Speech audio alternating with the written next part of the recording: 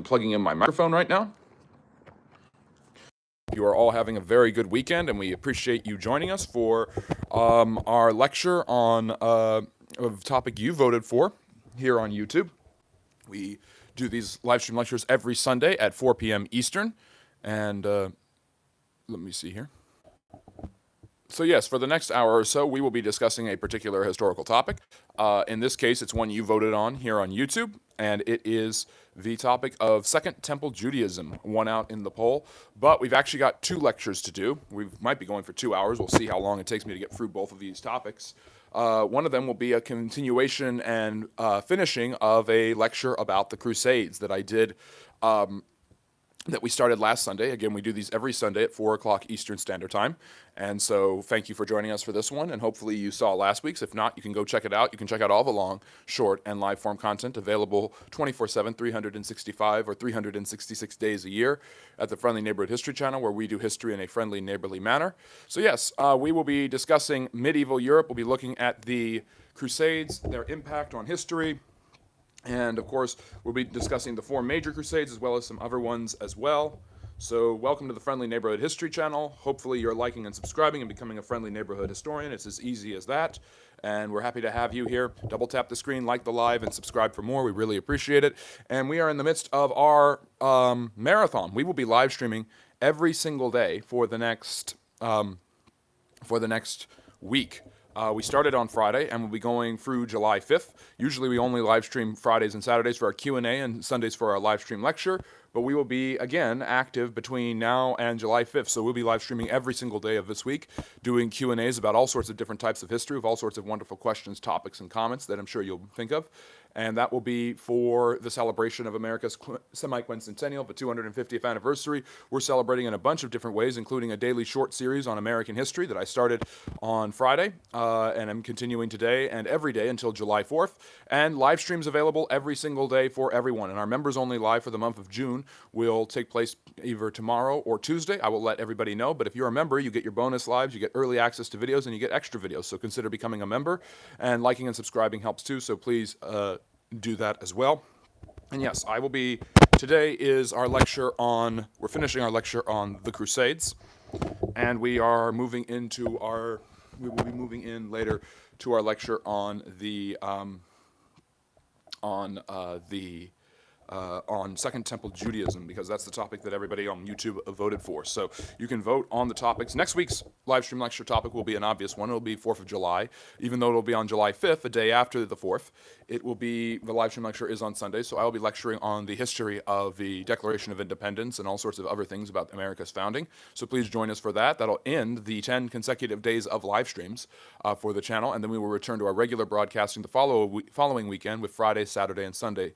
And yeah, Fridays and Saturdays at 6 and 3 p.m. Eastern is the Q&A, and then Sundays at 4 p.m. Eastern is the live stream lecture. So please check that out. Check out all the long, short, and live form content available for you. Welcome to the Friendly Neighborhood History Channel, and we appreciate you being here. Hello, Amir. Hello, Harry. Hello, Rodolfo. Rodolfo and Harry are my moderators. They do a great job. And Amir is a member. That's why he has the emoji. So consider becoming a member so that you can use the emoji as well. But no pressure whatsoever. We just appreciate you being here. Any money you give to the channel through Super Chats or through becoming a member is used by the channel to improve the quality. We just got new lighting. We're working on decorating the studio. So these things cost money. We're doing a bunch of that. We're also getting an iPad for streaming. We're going to improve our streaming quality, hopefully by July 4th. And so, yes, also on July 4th, we will be live streaming for 2 hours of Q&A, and that will be at 6. Usually we live stream on Saturdays at 3 p.m. Eastern, but I'll put out a poll to see what time would be perfect, because I don't want to interrupt your barbecues and your celebrations of America's 250th birthday. So, yeah.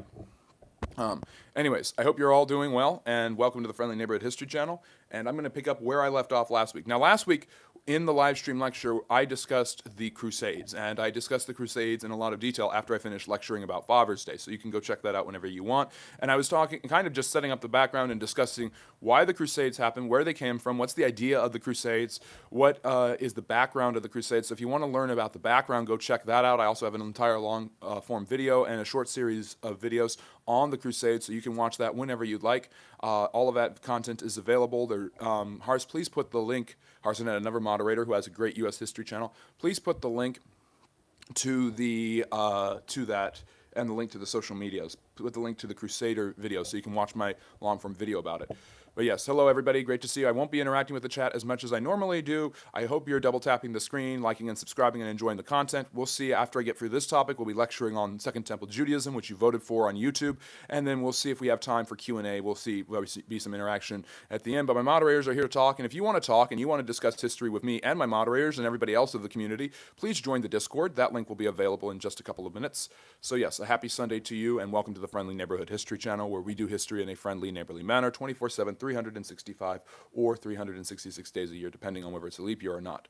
So the Crusades, where we left off was the Crusades start in 1095 as a reaction to the aggression of the Seljuk Turks. The Seljuk Turks were not only very aggressive towards Christian pilgrims heading towards Holy Land sites like the Church of the Holy Sepulchre, the Church of the Annunciation, or the Church of the Nativity, which were all controlled by the Seljuk Kingdom Sultanate. They were also extraordinarily aggressive towards the Byzantines and had been conquering lands in Anatolia for centuries. The Battle of Manzikert was an absolute horrible embarrassment to Alexios VI.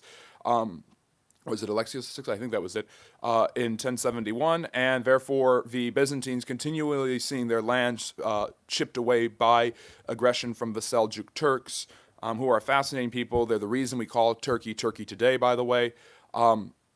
Those aggressions eventually brought the Byzantines and the Eastern Orthodox Christians to the West and asked for the help from the Pope. Now, in 1054, the Catholic and Orthodox churches had split from each other, so there was a lot of bad blood between them. There were some theological and liturgical differences and some scriptural differences as well that they debated about and continue to debate about, as that schism has lasted for nearly a millennium now.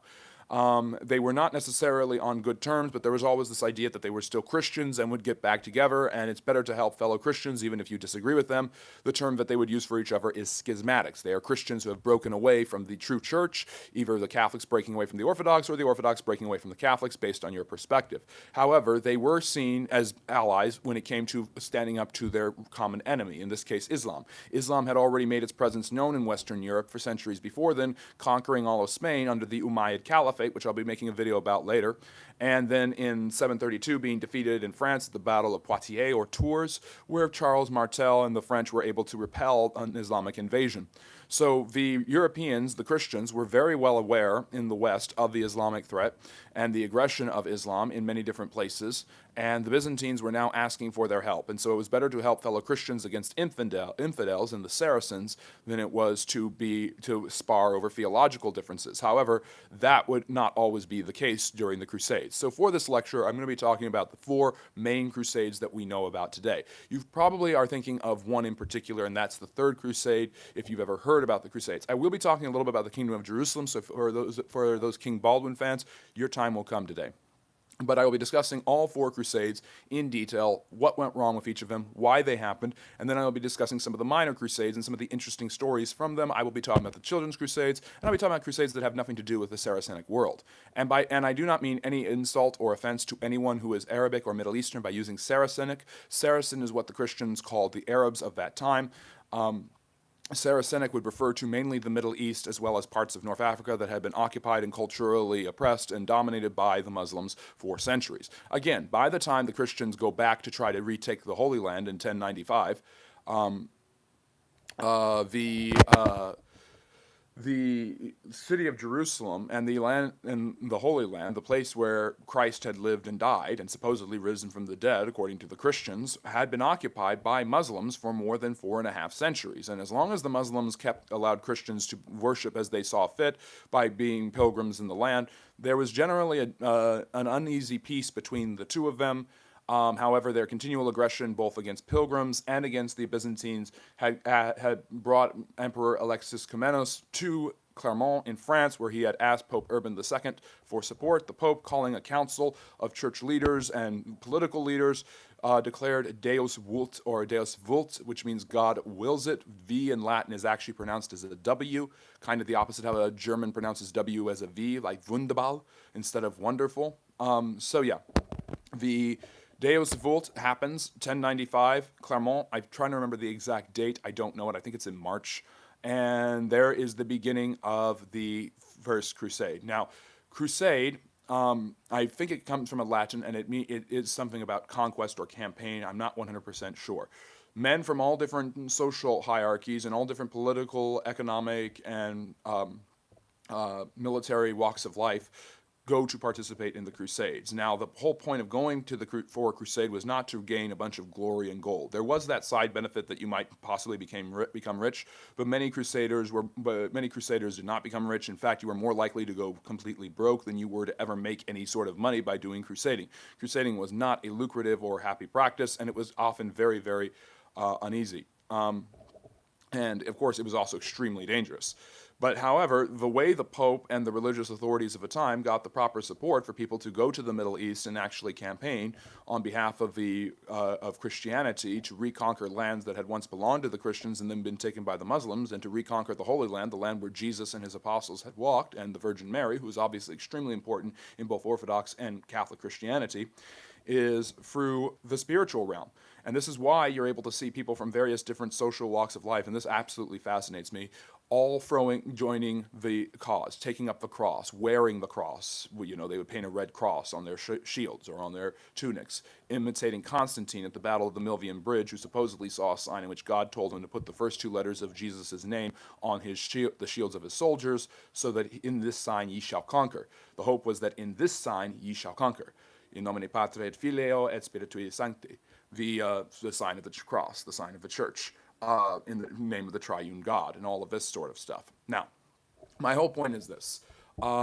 This appealed to all different types of men throughout all different rungs of society, the powerful and the powerless. It wasn't, which really kind of shows you that it was the economic and social causes for it were less important than the religious causes. At the end of the day, everyone dies. 100 out of 100 people die. And you want to, and especially in medieval Europe, you are concerned about your eternal destiny.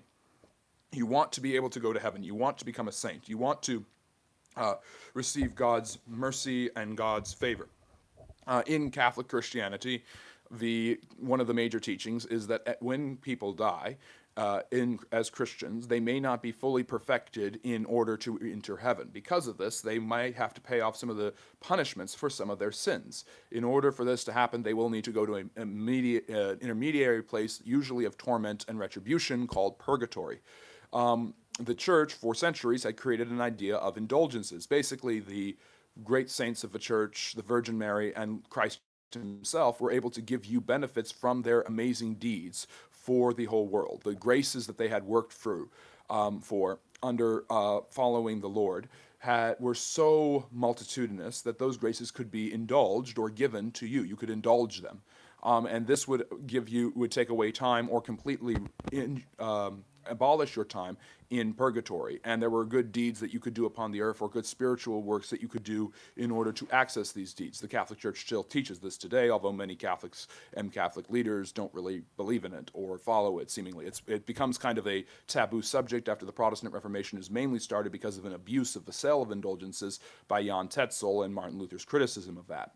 So indulgences have gone out of fashion and style, but they were extraordinarily popular in the medieval period, where the sacred eternal life was far more important for people in many cases than the temporal world. People did not have the skepticism of, oh, I don't know if this is true, and if I die, who cares? People had a much more temporal view of their have a much more temporal view of their lives today.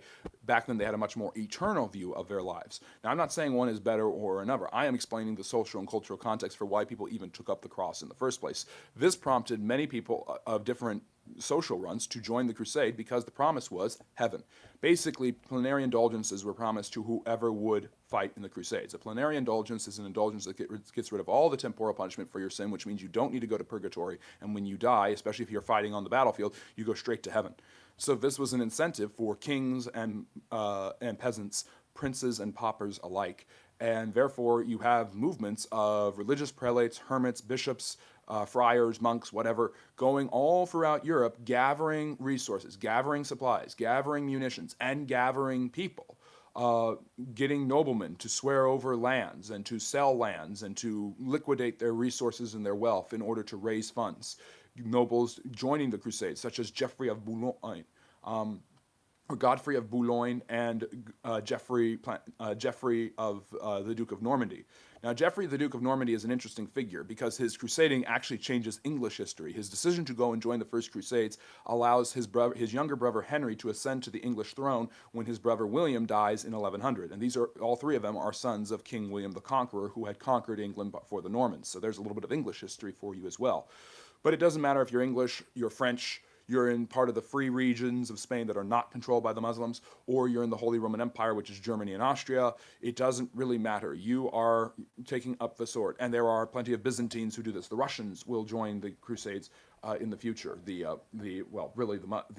Kievan Rus, as they are called back then. The Byzantines will be involved in that. Italian nobles called doges will be involved in it as leaders or as contributors. So lots of noblemen join the fracas and join the fray, and when they join the fray, so do a lot of their peasantry, so do their men-at-arms, so do their soldiers. So many people are following the commands of their nobles, but they're also seeking heaven and eternal benefits and rewards and the glory of the Catholic Church. You are seen as fighting for the Pope, who is the representative of Christ on earth, so you are fighting for Christ. And if you deny this, you may be scorned. You may be open to judgment. The feeling is religious fervor against the infidel. Now, an infidel is an Arabic term that refers to anyone who refuses to follow the will of Allah, anyone who denies the truth of Islam. But this term is used by the Christians to refer to the infidel, to the Arabs and the Muslims. So if you're going to call us that slur, we're going to call it back. So infidel is used back and forth as an insult by both Christians and Muslims during the crusading period. So there's a lot of fervor and there's a lot of resentment against various different forms of infidels. And one of the most notorious forms of infidels that do not live in the Middle East but live in medieval Europe are the Jews. And in Cologne and in other cities in Germany and in France, mass persecution, what we would call pogroms, break out against the Jewish people in various different cities where they're either exiled, abused, or flat out slaughtered by Christian soldiers who are not. This isn't approved by the church, by the way.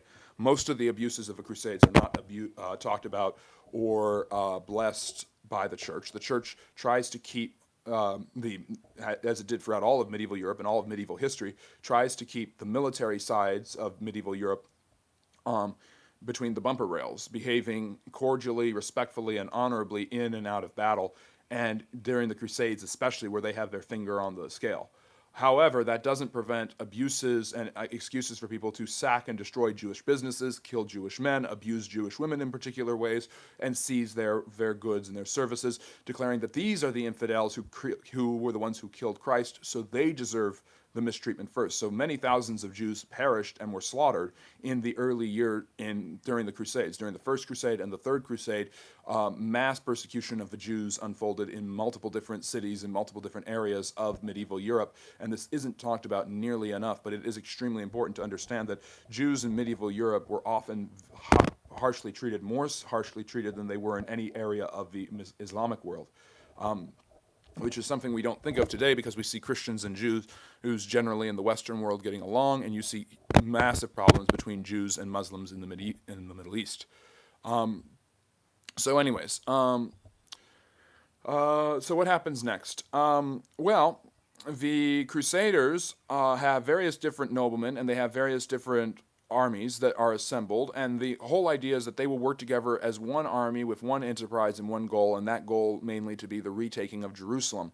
And so from 1095 to 1099, that is the dates of the First Crusade, and during this time they will make their way first to Constantinople to meet with the Byzantines. They were hoping for as much support as they could possibly get between them and the Byzantines, but some bruised feelings, and the hope from the Byzantines and Alexios Komnenos was that he was the one who would be able to control the crusading armies from the west and tell them what to do, and he would be able to reclaim most of the lands in Anatolia under the Byzantine banner. And thank you so much, Amir, for the super chat. I really appreciate that.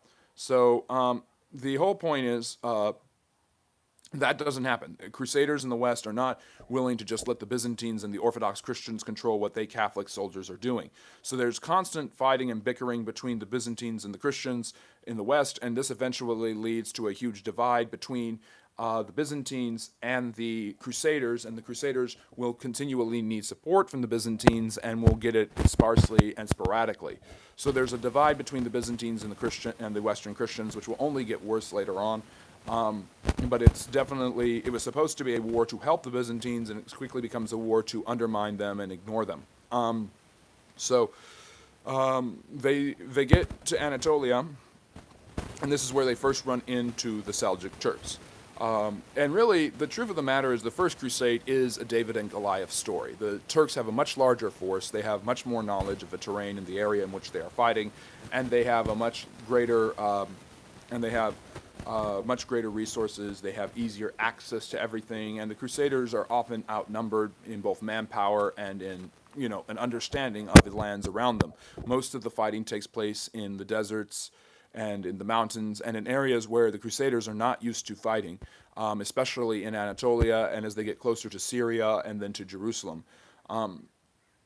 However, the Crusaders, surprisingly, win several important battles. Godfrey of Boulogne, in particular, proves himself on the battlefield as an extraordinarily capable and competent leader and fighter, and he is supplanted very easily by Geoffrey of Normandy. So the two of them are actually extremely talented fighters and generals, and most of the other crusading armies kind of follow along with their lead and just allow them to do as they wish, although there's plenty of political fighting and backbiting between them through the years to come. These men were obviously far more interested at times in their political power than they necessarily were in the religious campaign.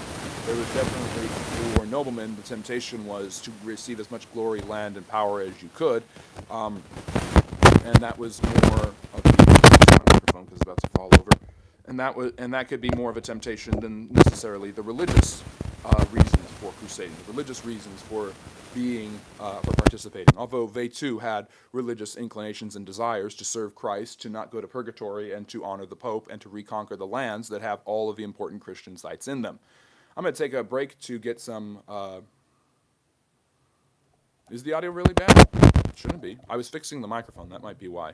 Can everybody hear me right now?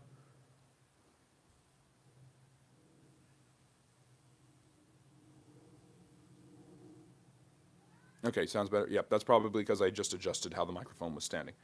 Anyways, so let me take a sip of coffee. Hopefully you're liking and subscribing. Yeah, I had to hold it because the tripod wasn't standing still, so it looked like it was going to fall over, but now it's fixed, so thank that. And thank you, Emir, for the super chat. I really, really appreciate it. I hope you are all enjoying the lecture. It's great to see you all here, and happy Sunday. So anyways, so the victories against the Turks at various different battles in Turkey, I'm trying to remember a couple of the names of them, are actually quite surprising. They are upsets, and there will be many more upsets, especially as the Crusader force becomes more limited, receives less help from the Byzantines, and this is a case with any conquering army, any invading army. You exhaust your supply lines. How long are your supply lines going to last? How long until you run out of rations? How long until your men demand you turn back? And the Crusaders get to the point multiple times, especially during the First Crusade, where they do not have enough supplies, they do not have enough men, they are surrounded by much larger Saracenic armies, and they are on the point and the verge of total collapse and surrender, yet they keep going, and their efforts are admirable. If not, simply because of how they are fighting on the battlefield. I am not saying that warfare and bloodshed and murder and conquest are necessarily admirable traits, but the efforts of the crusading armies during the First Crusade to reach Jerusalem, to overcome a much mightier and larger Islamic force, and eventually to retake the Holy Land is very, very impressive. Eventually, they get around Turkey and they go into Syria. They win several important battles, such as at Antioch and Damascus.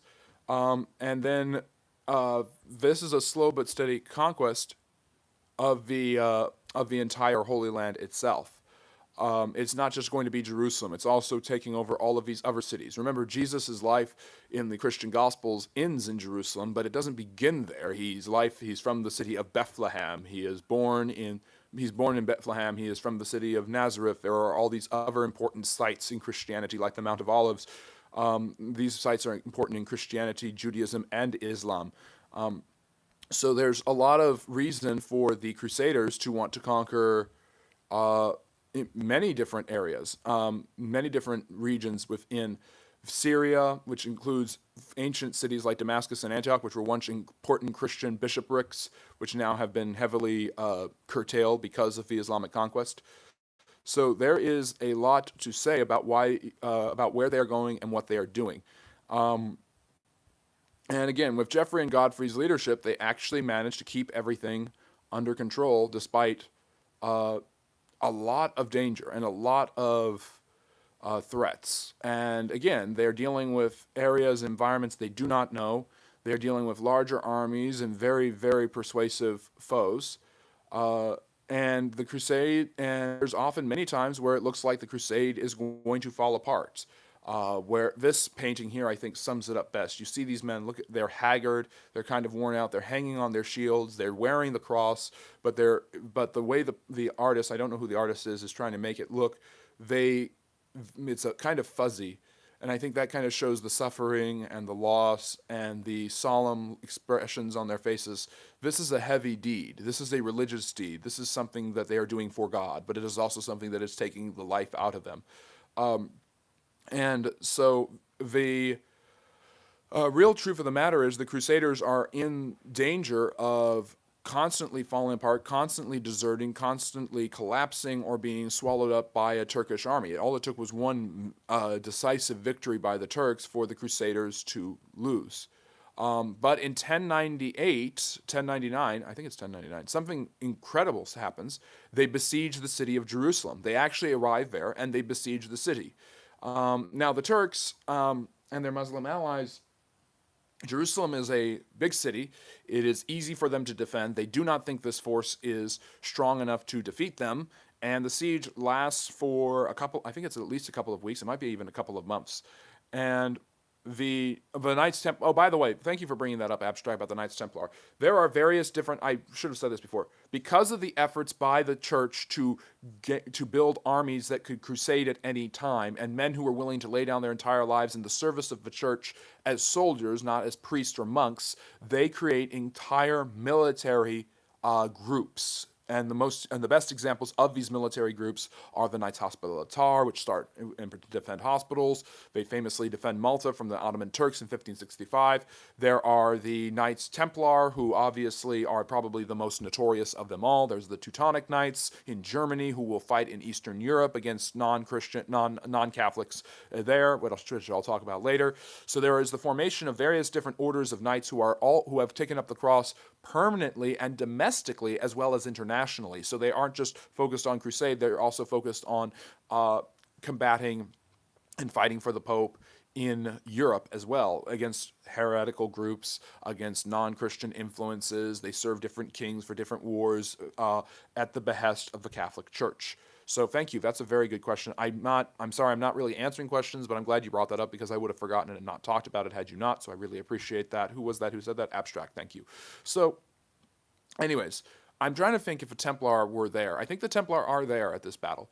You have different levels of soldiers. You have knights, you have men-at-arms, and a man-at-arm is basically what he says. He is a soldier. He is a kind of your standard general infantry unit of the time who is willing to fight at any moment.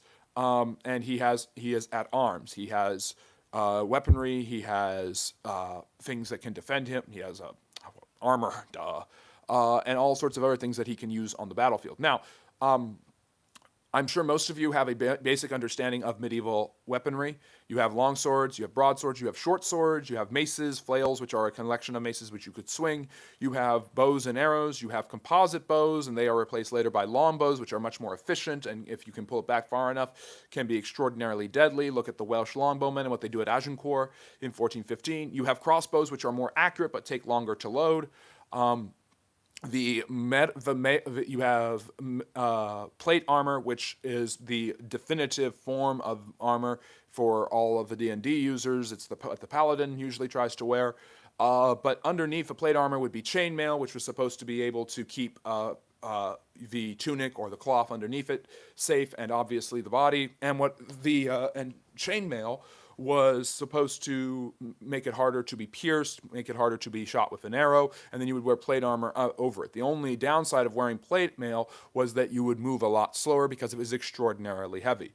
You have pikes, you have spears, you have javelins, you have all sorts of different weaponry that would be used during those times. And of course, you have knights, and knights are more likely to ride around on horseback, wearing carrying flags with the cross on them. Men would wear plate armor, and on top would put a tunic or a cloth that would have the cross on it. So that was how crusaders would identify themselves and obviously show what they were fighting for and who they were fighting on, whose side they were with. So there was various different forms of armor and weaponry. You had shields. Again, the shields could be very heavy. There were long triangular shields that were used. These would usually be used to avoid arrow fire. Then you would have smaller shields, round shields, or square-shaped shields, and these would be used in hand-to-hand combat. So there's various different weaponry that was used. Siege warfare would include things like ladders, trebuchets, and catapults. The catapult is obviously one of the most ancient weapons for siege warfare that obviously uses rocks to break down buildings and walls. Trebuchets were much more accurate and quicker, and they develop a little bit later. I don't think that they're around in the First Crusade, although I might be wrong about that. So there's various different types of weaponry, siege warfare. Siege towers, which the Romans invented, I think it was the Romans who invented it, are used during the Crusades, and that is basically you put a bunch of men on on a multi-layered wooden platform with a ladder going in between the different layers, and you load the men up there, and they go up the siege ladder, up the siege tower. There's a little landing. The landing will hitch onto the stone walls called the parapets of the enemy castle, and then the men will run up through there while they are being bombarded by arrow fire, spears, and all sorts of other things to keep them from getting there. There is also ladders, very, very classic. I mean, the ladder is one of the most ancient military siege devices in all of human history, and the ladder, do I really need to explain how these ladders were? Most of them were made out of wood. Now, flaming arrows are used a lot of times to set wooden things on fire, and that happens a lot of the time. Pitch is used as an oil as well as tar, and basically you would you would lay it out, and you could actually set fire to it, and it could burn entire areas rather than just one flaming arrow. So you would light the tips of your arrows on fire. You would use torches. You would use anything you can to destroy enemy, to not only kill your enemy, but destroy all of his siege weapons. Because if he doesn't have siege weapons, he can't besiege you properly, meaning your city will never fall.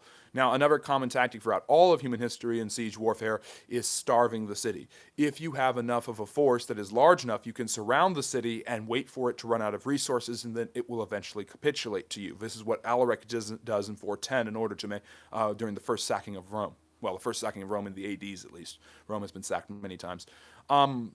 This is all, the Crusaders use a bevy of these different weapons and siege warfare. I don't know the specifics of how much they use during each part. There's also ballistas, which are large crossbow-like things that are mobile, that you can move, and you can shoot them up at the enemy or things like that. So catapults, trebuchets, siege towers, all of these things are used at different periods for different reasons in order to basically destroy the enemy fortifications. If you can get enough men onto the parapets, which are, by the way, the parapets, so there's ramparts, which are on a castle or a fort. You have this area, this landing on the walls where your soldiers would stand. Between them, there are these, you've seen them before, I'm sure, there are these little openings with small little, they look like hooks. I'm trying to explain what they are. There's and between those little holes in those areas are those little separations, dividers, delineators are the parapets, and this is where you would have your archer hiding, or you would have a crossbow, and it gives a little bit of defense if somebody's trying to shoot at you. It's not just an open space. So it was a way to defend your missile units on the top of a castle or a fortress. So many medieval cities are built with walls surrounding them that function like medieval castles or fortresses in order to be defended. And again, the hope is that you can storm the parapets and the ramparts. You can get all of your forces into the enemy areas, and you can then take over the city and kill as many of them as you possibly can. And believe it or not, despite having a smaller force, And despite all the odds of battle after battle, resources being exhausted, and war weariness, which just set in over the last 3 years for these men, they are actually successful. They are able to defeat enough of the Arabic forces and the Turkish forces that eventually the city gates are opened and the Crusaders storm into Jerusalem in 1099. And this is a huge moment in human history. It's one we don't talk about enough. This storming of Jerusalem leads to a mass murder of the individuals of the city, the burning of businesses of both Muslims and Jews, the liberation of Christians who had been persecuted in the city. But there is a mass slaughter of Muslims, both militant and civilian, after this. Again, this is an action that is not necessarily approved of by the organization because the church is far, far away. These are crusaders acting on their own impulses and retribution and perhaps feeling they are instruments of punishment against the Saracens. And many of them also capitalize by looting as much as they possibly can. So there is an aspect of material gain. Now, it is a common historical myth that the Crusaders went on crusade for material gain, for wealth. I talked about this last week. The real truth of the matter is the vast majority of Crusaders who went on crusade went for spiritual reasons. Glory and gold instead of God were side benefits which would not happen, and the vast majority of crusaders ended up absolutely bankrupt and their lives absolutely changed, or they were devastatingly wounded or something like that because of the Crusades. The Crusades were not a lucrative cash cow for medieval Europeans to abuse poor Muslims. That is absolute nonsense. However, this is one example of, I've mentioned several before, where there is an abuse of the people of the region that is conquered by the Crusaders, and this will not be the last time this happens. Geoffrey of Normandy and Godfrey of Boulogne are the two main military commanders. They have been extraordinarily successful. They are noblemen. There are many other noblemen, and everybody now wants to have some sort of stake or claim in the land. So there is actually there are reinforcements brought from the Byzantines and from Europe, and there are more forces brought in, and they reinforce the wary Crusaders, and basically the whole region is conquered by the year 1100, and then there's an establishment of various different principalities in there. Most of them have French connections, various different types. There's a couple of earldoms and a duchy. The most important, however, is in the central area, which includes Jerusalem, and that is the Kingdom of Jerusalem. And the Kingdom of Jerusalem is ruled over Godfrey and his descendants. Geoffrey of Normandy goes back to France to push his claim to be the English king in 1100. This causes a lot of problems, and eventually Henry is able to defeat Geoffrey, or Geoffrey dies, I think, and that's what and so that narrative is complete. But thanks to Geoffrey and Godfrey of Boulogne, the Crusaders actually retake Jerusalem. They liberate the pilgrims, and they give the Byzantines an easier fight. They make it easier for the Byzantines to settle their lands and hold on to their lands in Turkey, while also kind of disenfranchising them completely. At the same time, most of the Muslims in this is a huge loss in the Saracenic world. This is a huge loss for the Muslims. They still are surrounding this area. So this area is controlled by the Christians. There's a Christian kingdom and Christian territories there, but the Muslims do surround the area at the same time. What else was I going to say? It's not a peaceful existence for the next 90 years. Things are always tense. There are always large Muslim forces surrounding the region of Palestine, the Holy Land, Israel, whatever you want to call it, that is now controlled by the Crusaders. It is not a peaceable existence for them. And there is always the fear of a large coalition of Muslim forces reconquering the smaller areas that are not nearly as populated as the Saracenic areas. What else happens? This leads us to the Second Crusade. The Second Crusade is an effort by the French king in the 1130s, as well as several different noblemen in the crusading lands, to strike out and take more land from the Muslims. Including, this is based on retaking the land of Edessa. Edessa is in the is in modern day Syria. It's northeast of the Christian kingdom of Jerusalem, and it is attacked by the Muslims in the 1130s, and there is an effort to reconquer it and then to expand Christian holdings into what is now Syria. It's I think it's the Seljuks or the Abbasids. There's this coalition that's built in this, and this crusade is unique because it's a crusade that takes place in the Holy Land by Holy Land Christians who have already built up a power base and a military. Of course, they are surrounded, but they are also they have their own forces, they have their own kingdom, they have their own land and their own resources, and they are used to getting support and backup from Europe. And they have the ability now to fight their own wars and have their own battles. So they're going to go into Syria, they're going to go into these areas and do their absolute best to try to reconquer lands and expand the holdings of Christendom. The Second Crusade, I think it lasts from 1135 to 1138, is not successful. There is constant bickering, there's constant division. The Christians are not united on the goals that they have, and they are beaten back, and Edessa falls. As time goes on, the Muslims start to reconquer the lands surrounding Israel that the Christians had conquered with the siege of Jerusalem and with the establishment of the Kingdom of Jerusalem. So places like Antioch, Edessa, they fall back into Muslim hands until the Kingdom of Jerusalem is all that is left. So all the other duchies and principalities are taken back, and this is where we get probably one of the most famous figures from this era. Two of the most famous. The first is this man. This is Saladin. Saladin, that is how you actually say his name. He is a Kurdish man living in the court of the Egyptian king, and he of a sultan, and the Islamic kingdom is called a sultanate. And he becomes the greatest general for this Egyptian king. It's not the Mamelukes, it's another group, and it might be the Seljuks though.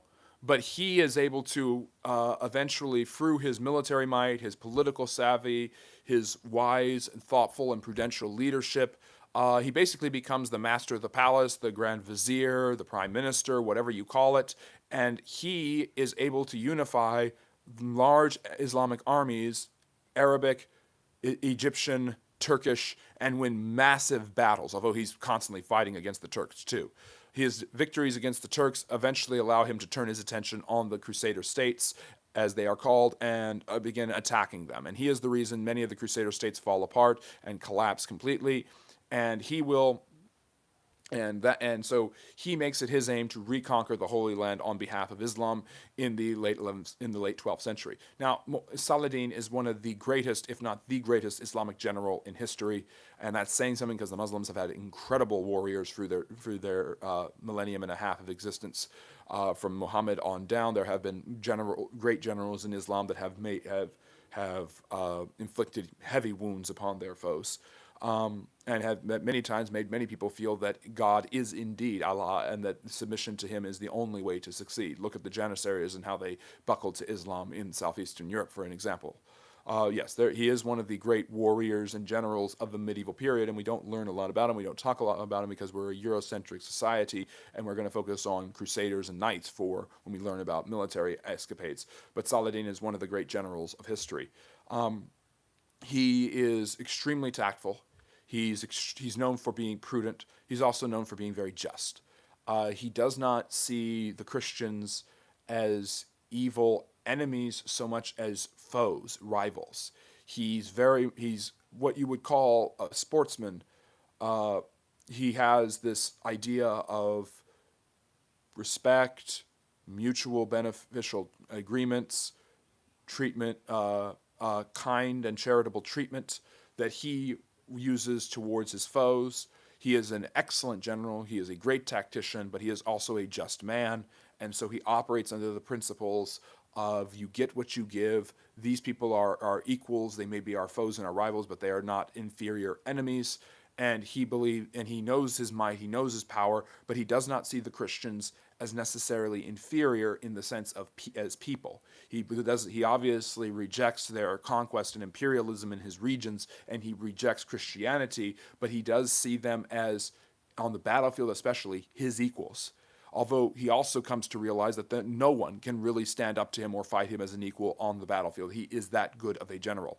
And so Saladin, despite being one of the greatest generals in history, who will have many, many encounters with many great Christian kings and generals, his greatest foe, who actually is the one he could not beat, is one of the strangest potential enemies. It's this man, Baldwin the Fourth. So there were four kings called Baldwin who ruled over the Crusader states, who ruled over the kingdom of Jerusalem. Again, the Crusader states doesn't refer to just Jerusalem; it refers to lands held in Odessa, Syria, southern Israel, areas like that. Baldwin is a fascinating young man. He comes to power at the age of 16 after his father dies. He is stricken with leprosy, which is a horrible disease. There is no treatment for leprosy back then. We call it Hansen's disease today. And he is somehow, despite all of the odds being against him, he is surrounded by his enemies. He is young. He is inexperienced. He is struck with a horrific malady. He seems like he would be an easy slam dunk for the Muslims to defeat. He is somehow just as good a general as Saladin in many cases, and he actually beats him. Is it Haita? Or Heta. There are several battles fought between the two of them in the 1180s, and he actually beats Saladin on multiple occasions. There's even one battle where he was so sick and weak from his leprosy he couldn't come out of his tent, but the Saracens, the Muslims, saw his tent and they knew his banner and they fled the battlefield, knowing that he would be on the field. That's really cool. I love Napoleon, I love Alexander the Great, I love Julius Caesar. That didn't happen to any of them, except maybe once to Alexander. So Baldwin is a formidable general, a formidable leader, and if he had lived, there would be no need for the Third Crusade. The Christian kingdom of Jerusalem probably would have lasted. This man had wicked potential. But at the same time, he is deathly ill. He has no children. The kingdom of Jerusalem will be thrown into chaos should he die. And he's only in his early 20s when he does die in 1187. Saladin makes quick work of the remaining forces, and then later that year re-enters Jerusalem and takes over. So the Christian kingdom of Jerusalem is dead. The Christians will not control Jerusalem again. The First Crusade's glories and successes and abuses, for whatever controversy you might think there is there, and there certainly is some, was the only real successful crusade in terms of capturing the city of Jerusalem and holding it and creating a kingdom that lasted for 90 years and could have lasted a lot longer had people like Baldwin lived. Saladin enters the city and has the authority and the power, and has done this several years prior, by the way, to make himself the ruler of the Muslim people. He overthrows I think he's the death nail for the Seljuks, if I'm correct, in Egypt at least. And he creates his own dynasty called the Ayyubids, who control Egypt for the next century, until a new group called the Mamluks will come and overthrow him. Because if you think that Muslims are just sitting there waiting peacefully to just hang out, and then Christians show up and start murdering them and they have to take up the sword, you're stupid. Just like if you think that if Christians were just sitting there peacefully waiting for the Muslims to show up and then they all get slaughtered, you're stupid too. I'm sorry, those are just stupid ideas. The real truth of the matter is, you're not stupid, but the people you listen to are stupid, or the ideas you're consuming are stupid. The Islamic infighting is something that goes back to the 7th century BC, AD, when Islam was founded. So Islamic infighting is no less violent, no less aggressive than Western fighting. And I'm going to do a video on Karbala, and that's when the Muslims really divide between Shia and Sunni in 680, and that's 50 years after Muhammad dies. So there are divisions based off of ideals. These ideals, especially back then, lead to violence. The violence leads to warfare. You still have Sunni and Shiites wanting to kill each other all the time. The truth of the matter is, with radical Islam being where it is in both Sunni and Shia camps, if Israel was wiped off of a map today and there were no Jews in the region and the U.S. didn't get involved, they would turn on each other and fight, because that's what they did in the 16th century with the Safavids and the Ottomans. It's absolutely true. It's not Western imperialism. It's the imperialism that all societies practice. It's the religious imperialism that all religions seem to practice at one point or another. It's just part of being human. Anyways, thank you for calling into my TED Talk. Rant over. Like and subscribe. We're going to keep going with the Crusades. And boy, it's almost an hour and I'm still not on to the Third Crusade. Now, the Third Crusade is probably the most famous crusade. And that's because it has all of the big heavy hitters, fascinating people, the big big names in medieval history in it. Of course, it has Saladin. The Pope immediately calls for a crusade to liberate the Holy Land again, because now it has been reconquered, and restore the Kingdom of Jerusalem. And this crusade will bring two of the most powerful and interesting figures in medieval European history together for a brief time to actually fight against Saladin, and they probably could have been pretty successful if they hadn't fallen apart. Now crusading has become a very popular and lucrative practice, but it is also still remains an extremely religious affair. In 1185, the King of France dies, and he's succeeded by his son Philippe II. Philippe II, also called Philippe Augustus, is one of the greatest rulers in French history. He's probably the most underrated ruler in medieval history. He's one of the greatest kings you've never heard of. And I probably should do a French kings history series like I've done before. Septim puts him at the top of French rulers, even above Napoleon. I wouldn't go that far, but he's certainly fantastic. He is obsessed with retaking lands that had belonged to the Plantagenets and Henry II of England for decades, and he is extremely successful at taking these lands, especially under Henry's incompetent son, John Lackland. And that's a live stream lecture for its own. Philippe II deserves his own live stream lecture for what he does. He reorganizes the bureaucracy, he brings about economic reforms in France, and he conquers huge amounts of land back from the English. But that is something that is not part of our story, because part of our story, you can see, by the way, the geopolitical, military, imperialistic tendencies in Europe undermining and undergirding the Crusades. There's still politics, there's still militarism, there's still all of these things going on in Europe, and that will influence what happens with this crusade, because Philippe's heart, I really believe, isn't ever fully in taking up the cross. Now, he does take up the cross and fights, but it's really about competition between him and one of probably the most famous figure from all the Crusades, other than maybe Baldwin. That is Richard the Lionheart of England. Now, I'm not gonna talk about Richard a lot as a king, because Richard is not a very good English king. I don't know if I even have a picture of him to put up. But Richard the Lionheart is probably the most famous Crusader king. He is probably the quintessential idea of this time, of what a Crusader should be. I think this might be a stained glass of him. It might not be, I'm not sure. But this is a good image to use. Richard, in 1189, after 35 years of ruling a large empire that is constantly being challenged by both domestic and foreign enemies, Henry II dies and is succeeded by his son, Richard I. Richard is known as a mighty warrior. He is brave, he is just, he is thoughtful, he is an excellent tactician, he is a great fighter. He has a very good reputation for being a warrior, and he succeeds to the English throne at the height of what's called the Angevin Empire. I have an entire video on the Angevin Empire. In fact, Harsh, can you put it in the chat? People can go watch that and learn about the geopolitical struggles of France and England outside of the Third Crusade. But he has a problem. He could have been one of the greatest English warrior kings like Henry V or Edward III if he had stayed in power, or his great-grandfather William the Conqueror, but he has a bigger problem, and his bigger problem is this. He has already agreed, like Philippe, to go on crusade. So you have two, it's called, I want the crusade video, and it's called the Angevin Empire, Angevian, Angevian. I'd like everybody to go watch that when they have a chance. But he has a significant problem, and the significant problem is he has already committed to going to crusades. Now, there are movies and television and all sorts of stories about Richard not being a very pious man and just being interested in the fight. I tend to think that both Richard and Philippe were perfectly pious as they were, but they definitely had geopolitical aspirations. Even if their hearts weren't fully in the crusade, a lord would still go on crusade for spiritual reasons and also for glory. Again, the vast majority of men who went to fight for the Crusades did it for almost purely religious reasons. Lords and nobles were more likely to do it for secular glory and gold and power, but they were also still committed to the religious ideas. And I'm not saying that Richard or Philippe were not religiously interested, but there's definitely geopolitical aims as well.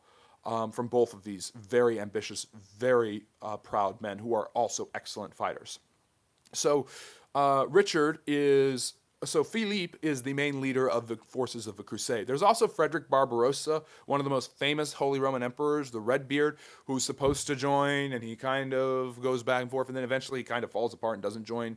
The Hungarians join under Leopold, who becomes a mortal enemy of Richard. Richard is an extremely stubborn man. He will frustrate and anger many people, including the Pope himself. I think is it Adrian? No, Adrian was earlier. So never Pope. Anyways, so there's other people who are in the fight who are helping out, but France and England are the two heavy hitters. Richard has already built a force to go to the Crusades, and this is, by the way, he leaves his, I forget his name, I think his name is Geoffrey. This guy is kind of manages the country, or Roger was his name. He manages England for a while, and he is undermined by Richard's brother, John.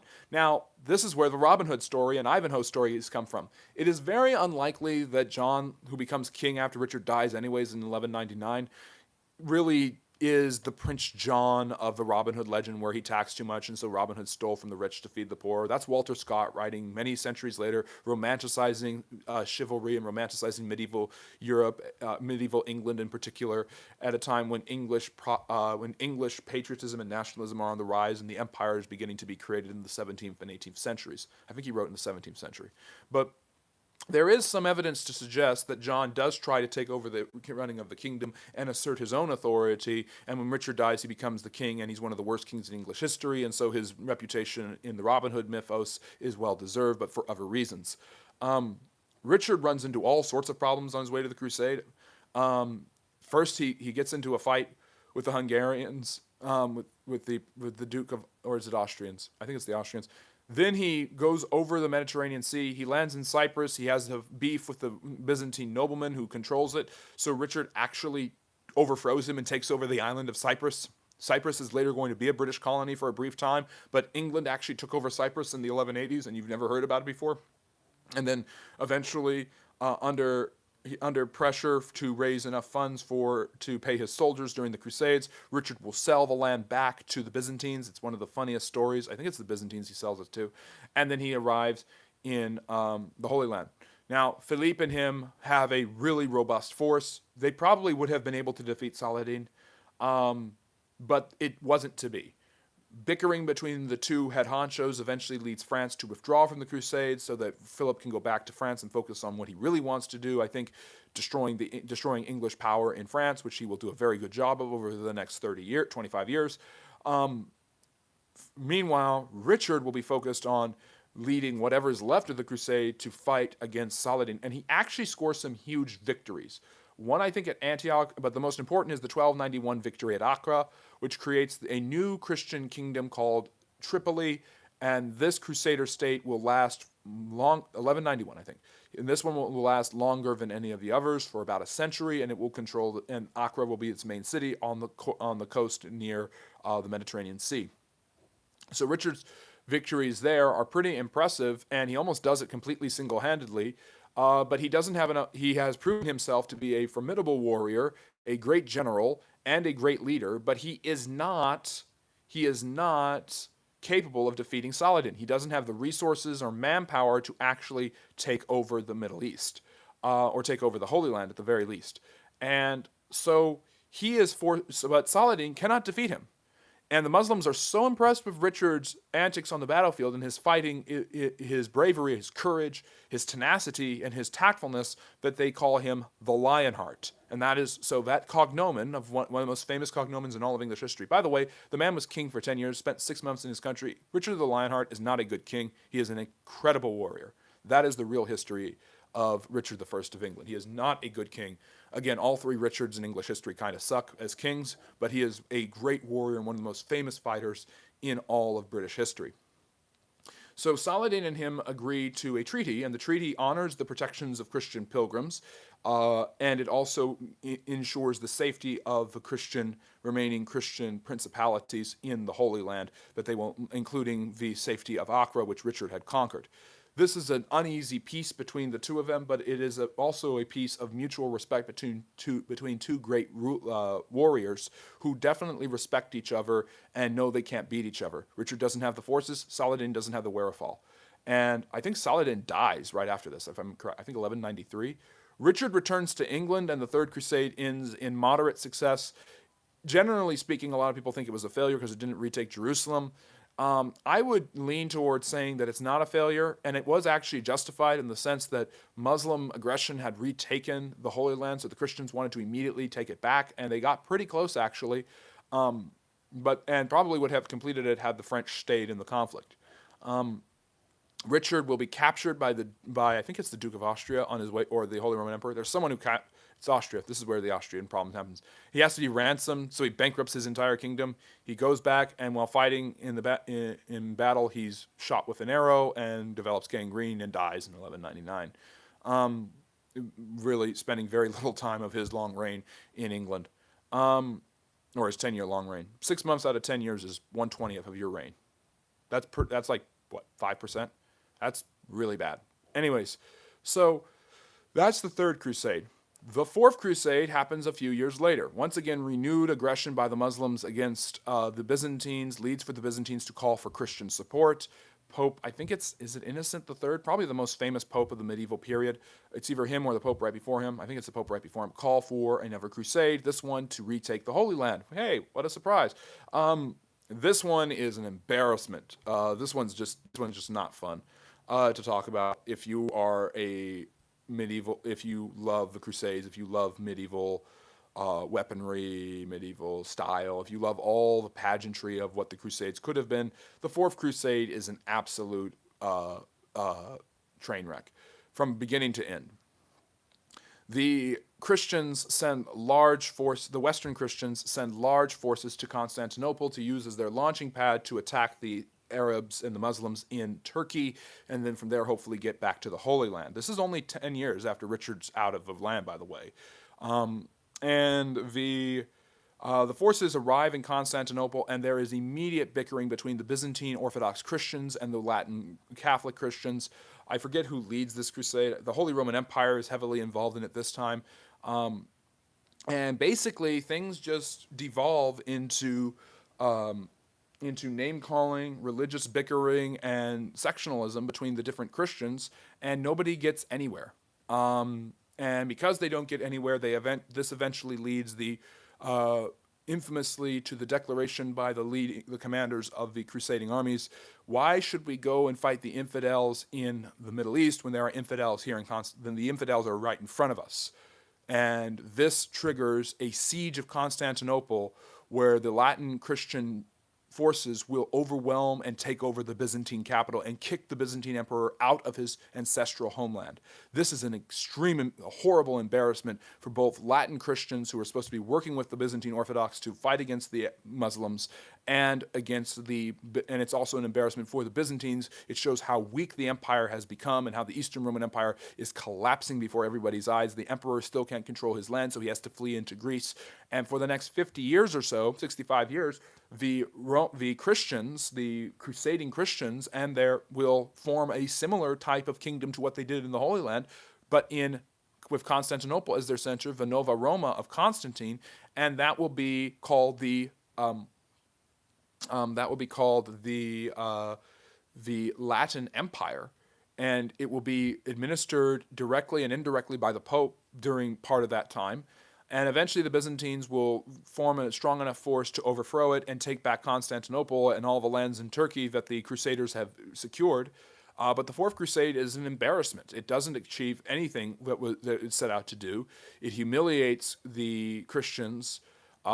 It humiliates the Byzantine Christians and the Byzantine Emperor. It continually causes devastation and divide between the two Christians. It makes it even more unlikely they'll be able to reconquer the Holy Land.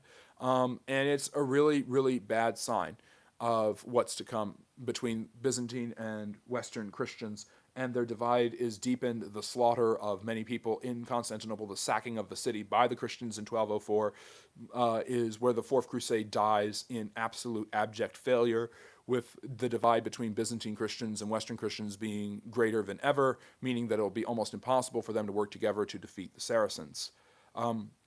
It is a big black eye for Catholic Christians in terms of their relationship with trying to get the Eastern Orthodox Church back in following the Pope. It is also a justification by Orthodox Christians in the East to be skeptical and suspicious of Western Christianity, be it Catholic or Protestant, in the coming centuries. Now, Protestantism doesn't exist yet, but but of course the Orthodox will eventually encounter them too in the 16th century. So that's where we are. The Byzantine Empire is floundering, falling apart, even conquered by Crusaders. The Westerners see the Easterners as infidels. The Easterners see the Westerners as infidels. The divide between the two Christian groups is greater than it's ever been before, and there is very little focus on actually defeating the Muslims. Future crusades will have less in size and scale, will be more regional. They'll be to conquer certain cities and areas. They won't really be focused on Jerusalem as much. In 1291, Acre will be taken, and the Mamelukes will destroy the kingdom of Tripoli and end any hopes of Christian presence in the Holy Land. So by the end of the 13th century, the Crusades have failed completely. That region has been retaken by the Muslims and will be controlled by it until the creation of the State of Israel in 1948, although most of the regions that the Christians conquered are still under control by different Muslim forces and entities to this day. So there will be other crusades. One of them is King St. Louis, is it Louis the Seventh? There's St. Louis the Ninth. He's a French king who becomes a saint. He will go on crusade. Two French kings go on crusade. One of them, I think it might be Louis the Ninth. He is actually kidnapped by the Muslims in Egypt and bankrupts the kingdom of France. It might be Louis the Seventh. And they bankrupt the French by doing that. The French, who are supposed to be the home of the Knights Templar, eventually Philip VII, will disorganize them and heavily persecute them and abolish them in the 14th century. So it's not a happy ending for the Knights Templar either. At the same time, the Templars, by the way, have gained a very, very bad reputation for being greedy, running banks and organizations, because during the Crusades, one of the justifications for Jewish persecution, which was frequent throughout all four of them, was Jewish bankers charged interest, known as usury, to Christian crusaders when they would loan them money to pay for their wars. So Christians needed to form their own banks. So the Knights Templar was created partially to organize Christian banking for the Catholics. Ancient and medieval Islamic scholarship is brought back from the Holy Land, and this spurs on what becomes the Renaissance. This influences Renaissance thinking and learning in Western Europe in the 14th century. In particular, this is the seeds of what becomes the Renaissance. So in some ways, the Crusades helped to influence the creation of the Renaissance. The Pope will call crusades in the 13th century against heretical groups in the south of France, like the Waldenses and the Albigensians, and use that as a way to wipe them out. Multiple crusades are called in Spain against the large Muslim forces, the Almoravids, who control that region. This will be how the Reconquista is achieved, where the Spanish slowly but surely reconquer the lands that had once been theirs in Spain. So there are actually many successful crusades that are regional, and not a effort to retake the Holy Land. And by the end of the 15th century, the Crusades in Spain have succeeded. The heretics in the south of France are wiped out. Again, the justification for this is these people are enemies of your soul. They are endangering eternal lives, so they must be destroyed. Obviously, not something that we would ever justify today, but was justified by those reasons that the eternal world is far more real and far longer, obviously, than the secular world. And by secular, it means non-religious, not necessarily atheistic. But the secular realm, with your temporal life is 60 years if you're lucky in the medieval period. The eternal world is obviously a lot longer, so you should be living for that. So that's, again, I've mentioned that philosophy, that religious ethos, and that has dominated a lot of the activity and the mindset of the Crusaders, be it persecuting Jews or heretics or Ottomans, well, the Ottomans too, I guess, Byzantines or others. A huge reason and justification for the violence perpetuated during the Crusades is the fact that these people are endangering your eternal soul by their evil beliefs, so they must be destroyed, be it the heretics in the south of France, the Jews in the middle of Europe with their corrupting influence of charging interest, which is seen as usury, which is seen as evil by the church, or even the Byzantine Christians who are sectarians and dangerous because of their divide. They are the true infidels in the Fourth Crusade. All of these things are used as justifications to fight against their enemies. So are the Crusades justified is one of the great questions that comes out of this. The short answer is many of them cannot be, especially by our modern moral lenses. Some of them make a lot of sense contextually, especially when you understand the aggressiveness of Islam in its earliest days of conquering the Middle East and Spain. It makes a lot of sense for the Christians to want to organize along religious grounds with religious incentives to build as much manpower as possible to overwhelm and overtake lands that had once been theirs that had been conquered by the Saracens. It's absolutely understandable from that lens because although the term jihad does not actually in Islam refer to a violent military campaign, but to the struggle of all people against the eternal struggle of sin and evil, jihad is probably the catch-all term that can refer to also military conquests undertaken by Muslims to conquer lands that did not belong to Allah for His glory in order to make the populations of those regions susceptible to embracing Islam. Now, again, by comparable standards, the Muslims of the Middle East in the Middle Ages, particularly the Abbasids, the Ayyubids of Saladin, the Umayyads and Almoravids in Spain, were more tolerant, more religiously diverse than Western European Christians.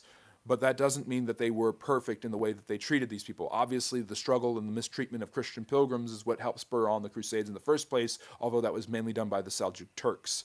At the same time, Christians and Jews were considered to be better than other paganic or other religious peoples who lived in the Muslim empires. They were called the people of the Jinn, the book. The Injil, which is the Gospels, belonged to the Christians, and there was the Old Testament, which obviously belonged to the Jews. They believed that Allah had written both of those texts, and because of that, they were people who shared a common religious ancestry, a common religious deity, and because of that would be treated better than other groups of people, but at the same time were still subjected to paying the jizya, the annual tax, so they didn't have to serve in the Muslim army. Persecution of these people, second-class citizen treatment, discrimination were quite common. So to say that either societies, either medieval Muslim or medieval Christian, were tolerant by today's standards is an extreme stretch of the imagination. People who say that are judging it based off of the standards of that day and time period.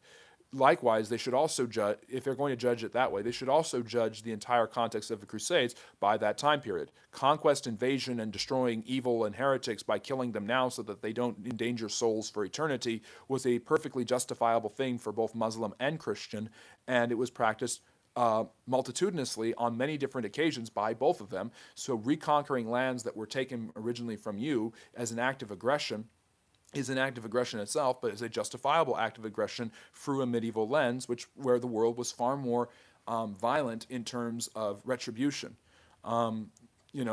Diplomacy does work in multiple occasions. We see that with Saladin and Richard in the Third Crusade and how they figured this stuff out. Those men were both noble and respectful enough to understand that we're not going to defeat each other.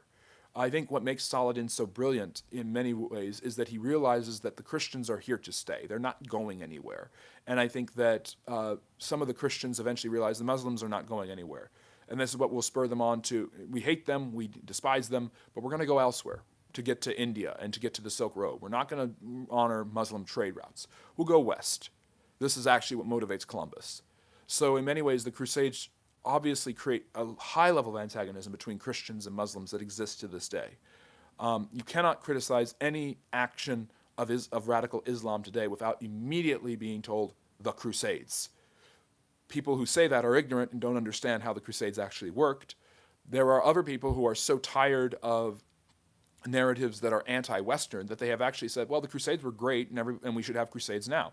People say that they want the Kingdom of Jerusalem to be restored. Do you know how many millions of people would have to die for that to happen? These regions were not heavily populated the way they are now. Life was a lot shorter back then. So the value of life in many people's eyes was smaller than it is now when lives are a lot longer. And because your life is short, you should live it to the fullest and do your best to seek heaven because heaven is eternal. So obviously the best way to do that might be by fighting in the crusade. It might be by fighting in the jihad. It might be by conquering lands for Allah. All of that. All of these things influence the minds of the Saracens and the Europeans, of the Christians and the Muslims, and are the reasons the Crusades happened. The Crusades are a reaction. They are also reactionary. And they are many periods where the Crusades look like a perfectly reasonable reaction if you're going eye for an eye, like Stalanus. But at the same time, the Crusades are also an overreaction at many, many other points. Okay, is it lagging right now?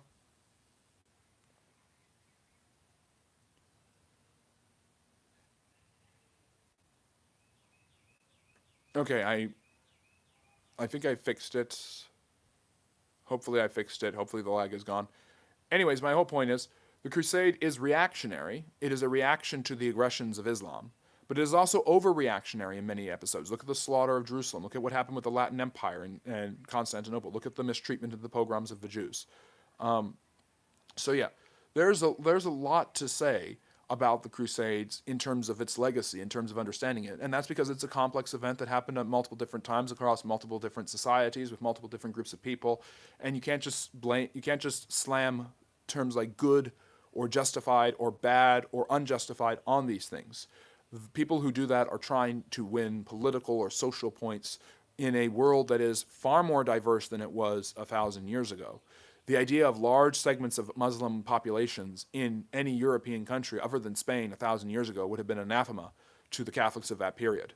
The cultural struggle and conflict between large Muslim immigrant populations in Western Europe and the United States and Canada and other places, and the established cultures of ancient Christendom, which has now become Europe, or medieval Christendom, I should say, have created tensions wherein people are like, well, I'm really, really sick of having these people in my country. Maybe the Crusades do make sense.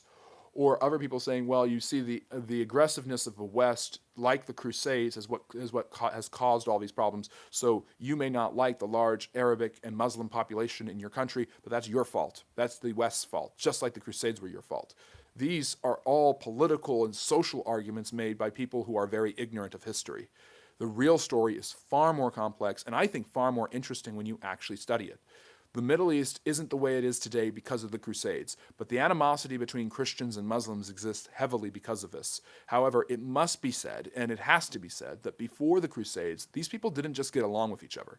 Christians and Muslims have worked with each other and traded with each other and helped each other on multiple occasions throughout history.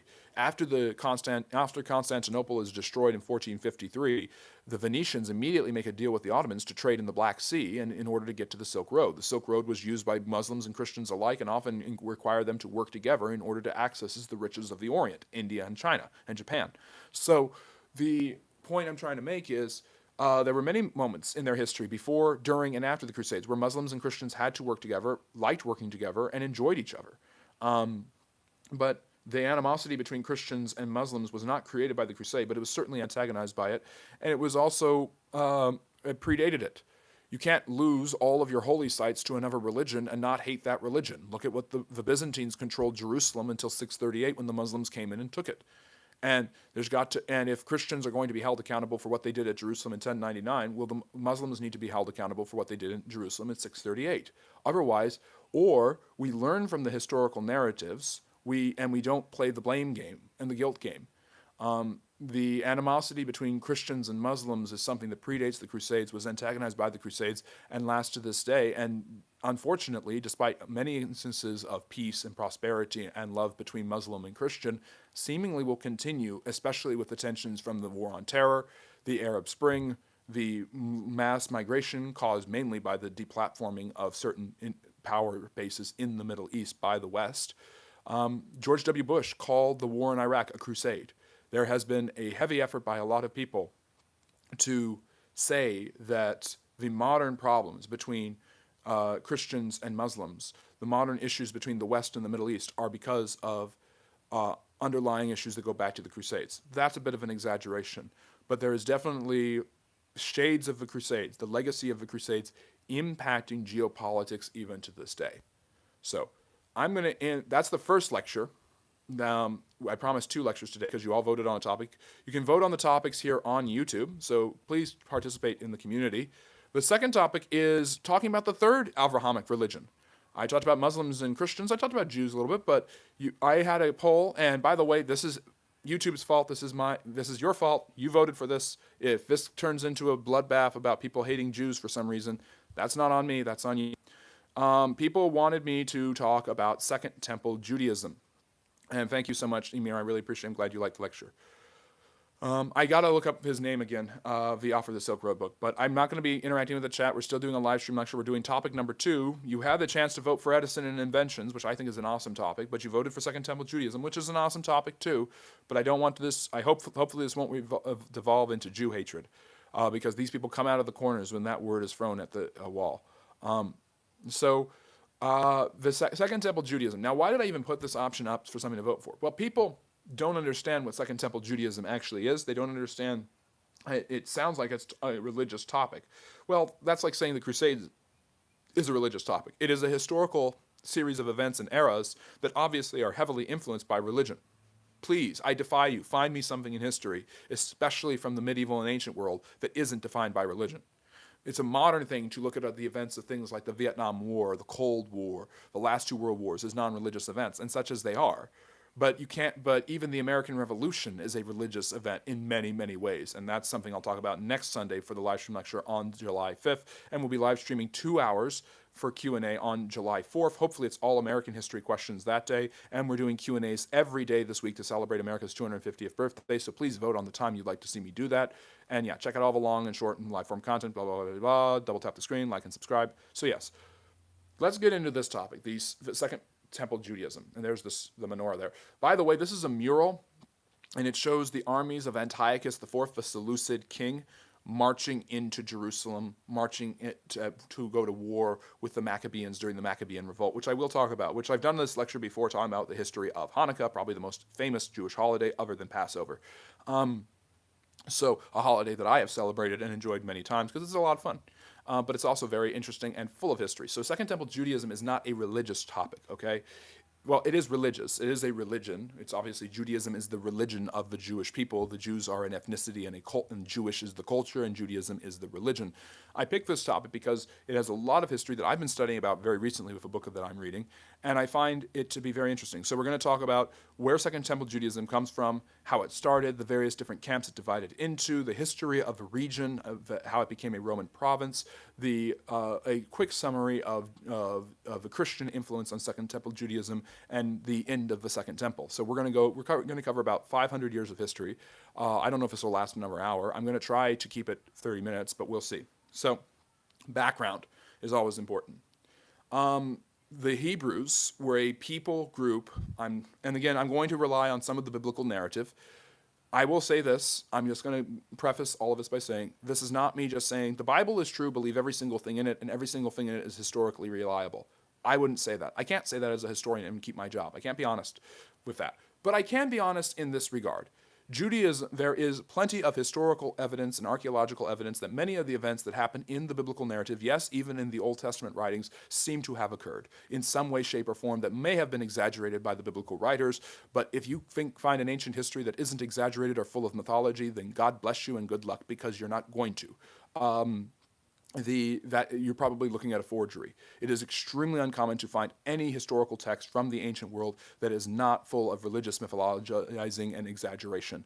As much as I love the history of these ancient peoples like Thucydides and Herodotus, they had the same religious and cultural biases as Matthew, Mark, Luke, and John, and the Old Testament writers like Moses. So that's a good that's a good segue. Moses is supposedly the figure who writes the first 5 books of the Bible, the first 5 books of the Hebrew Bible, the Tanakh. The 5 books are called the Torah, and you probably have heard them before: Genesis, Exodus, Leviticus, Numbers, and Deuteronomy.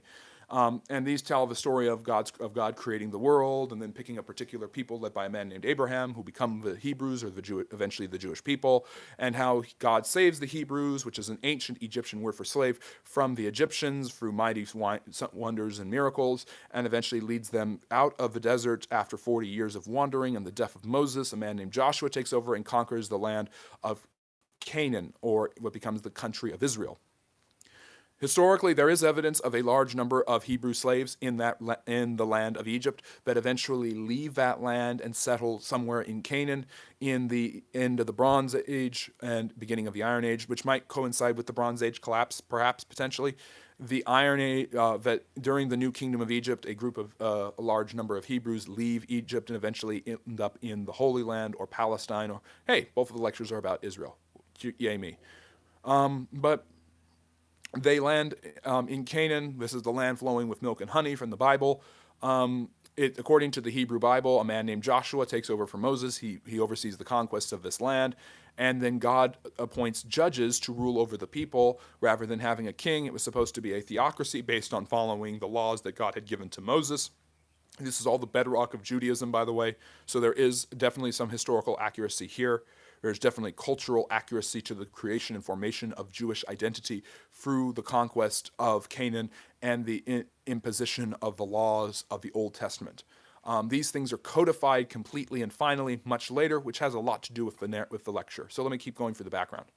Eventually, much like the other peoples of the region, the Hebrews develop a kingdom. The kingdom is at first led by a man named Saul, according to the biblical narrative. Then you do have historical evidence for a man named David and the creation of a Davidic kingdom. His son Solomon, David supposedly captures the city of Jerusalem and turns it into the political capital of the young nation. His son Solomon builds the temple there to centralize worship, ending the tabernacle period.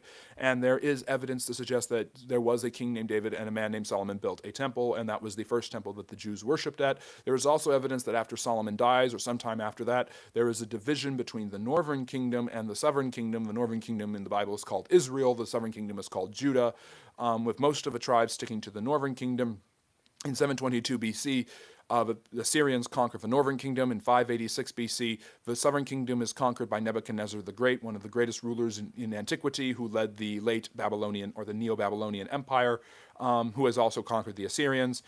By the way, the Assyrians also destroyed the Philistines. The Philistines, their name is changed to Palestina. That's what Herodotus called the region, and that is why we call the land Palestine. And I really appreciate the super chat, Ceramics. You're the best.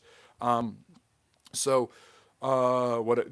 move, Ceramics. We really appreciate you. So you skipped so much. And the lecture is not about ancient Israel. The lecture is about Second Temple Judaism. So I have to go. So I'm giving a bird's eye, general 30,000-foot view of this. I think I have done a lecture on ancient Israel before. I probably should at some point. But so Nebuchadnezzar II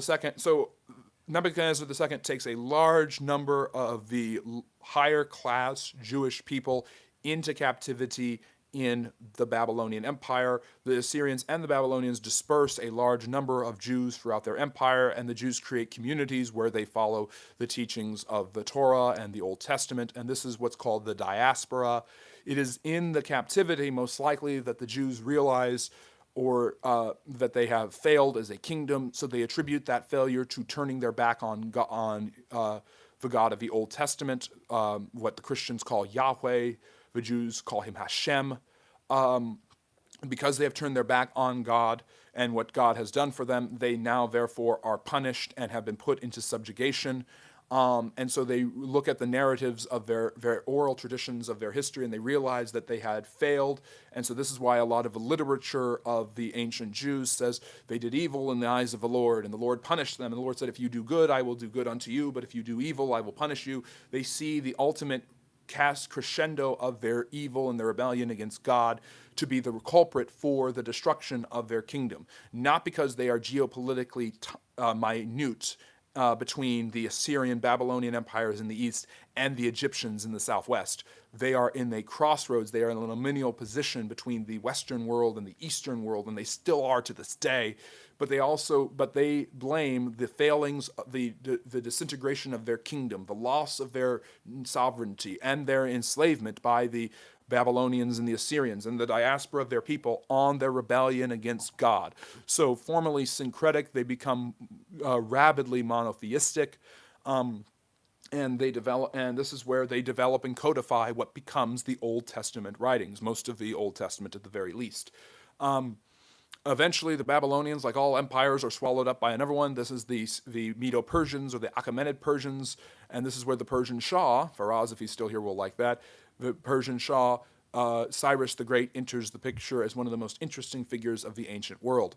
Cyrus is generally religiously tolerant, understanding, like all good emperors or rulers, like a Saladin perhaps, that if you want to actually succeed, if you want to actually hold your empire together, you catch more flies with honey than with vinegar. And so despite the fact that he is a Zoroastrian, is he Zoroastrian? I think he is. The Babylonians worship many different gods, as did the Persians, but Zoroastrianism is developing at this time, by the way, which is also monotheistic, which also worships one god, Ahura Mazda, and Zoroaster is his prophet. Very interesting religion, by the way. We don't talk about it a lot because it's kind of been squashed out. But there are still Zoroastrians who live in Persia to this day. But anyways, or Iran. So Freddie Mercury, his family, the great singer Queen, his family was Zoroastrian because they were Persian immigrants to Britain. Moving on, aside, Uh, Basically, Cyrus believes that toleration for various different religions is how you build a successful and powerful empire. And yes, he was polytheistic, he was not Zoroastrian. But in order to do this, you need to show tolerance and clemency towards the people of your regions because they will follow you and they will be less likely to rebel. By the way, the biblical narrative of Queen Esther occurs around this time, a little bit later. There's another king who's probably Artaxerxes the First, who is supposed to be Ahasuerus, who is the king that Esther marries and then saves the Jewish people. And this is where Purim comes from, which is just another aside, which is part of Second Temple Judaism, but is about Jews in diaspora.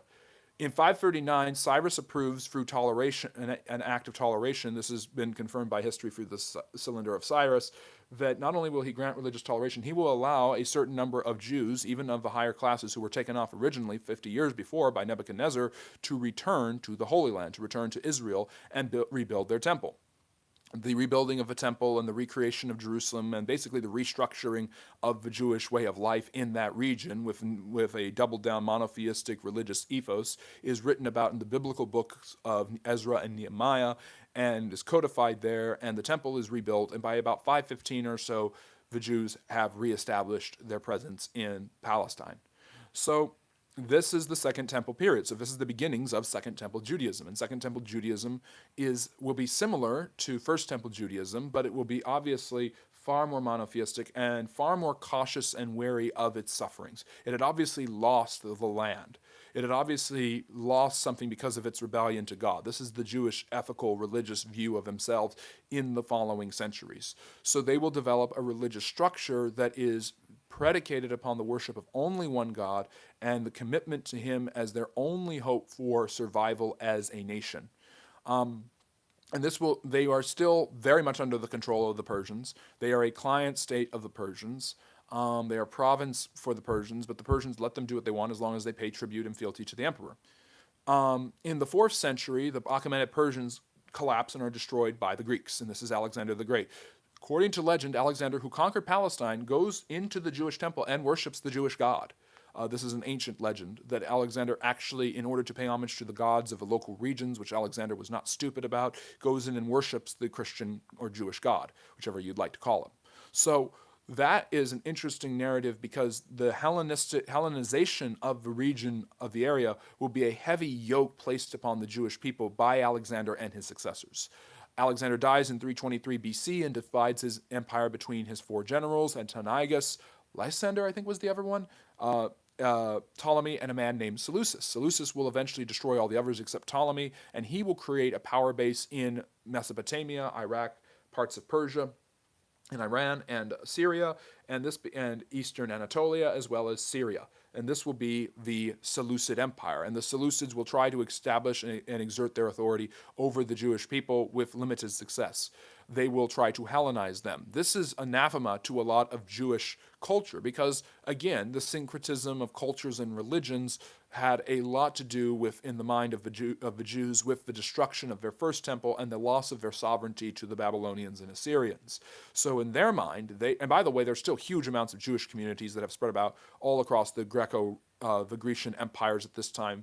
The Jewish communities will spread later into the Roman world because there are many Jews who have chosen to live in diaspora rather than to return to the Holy Land during these centuries. So Second Temple Judaism, although the temple is the main authority and every Jew is required to go there at least once a year, is not a universal feature. There are many Jews who establish communities where they are led by teachers called rabbis, and these people will also develop local places of worship to imitate the temple, and these will be called synagogues.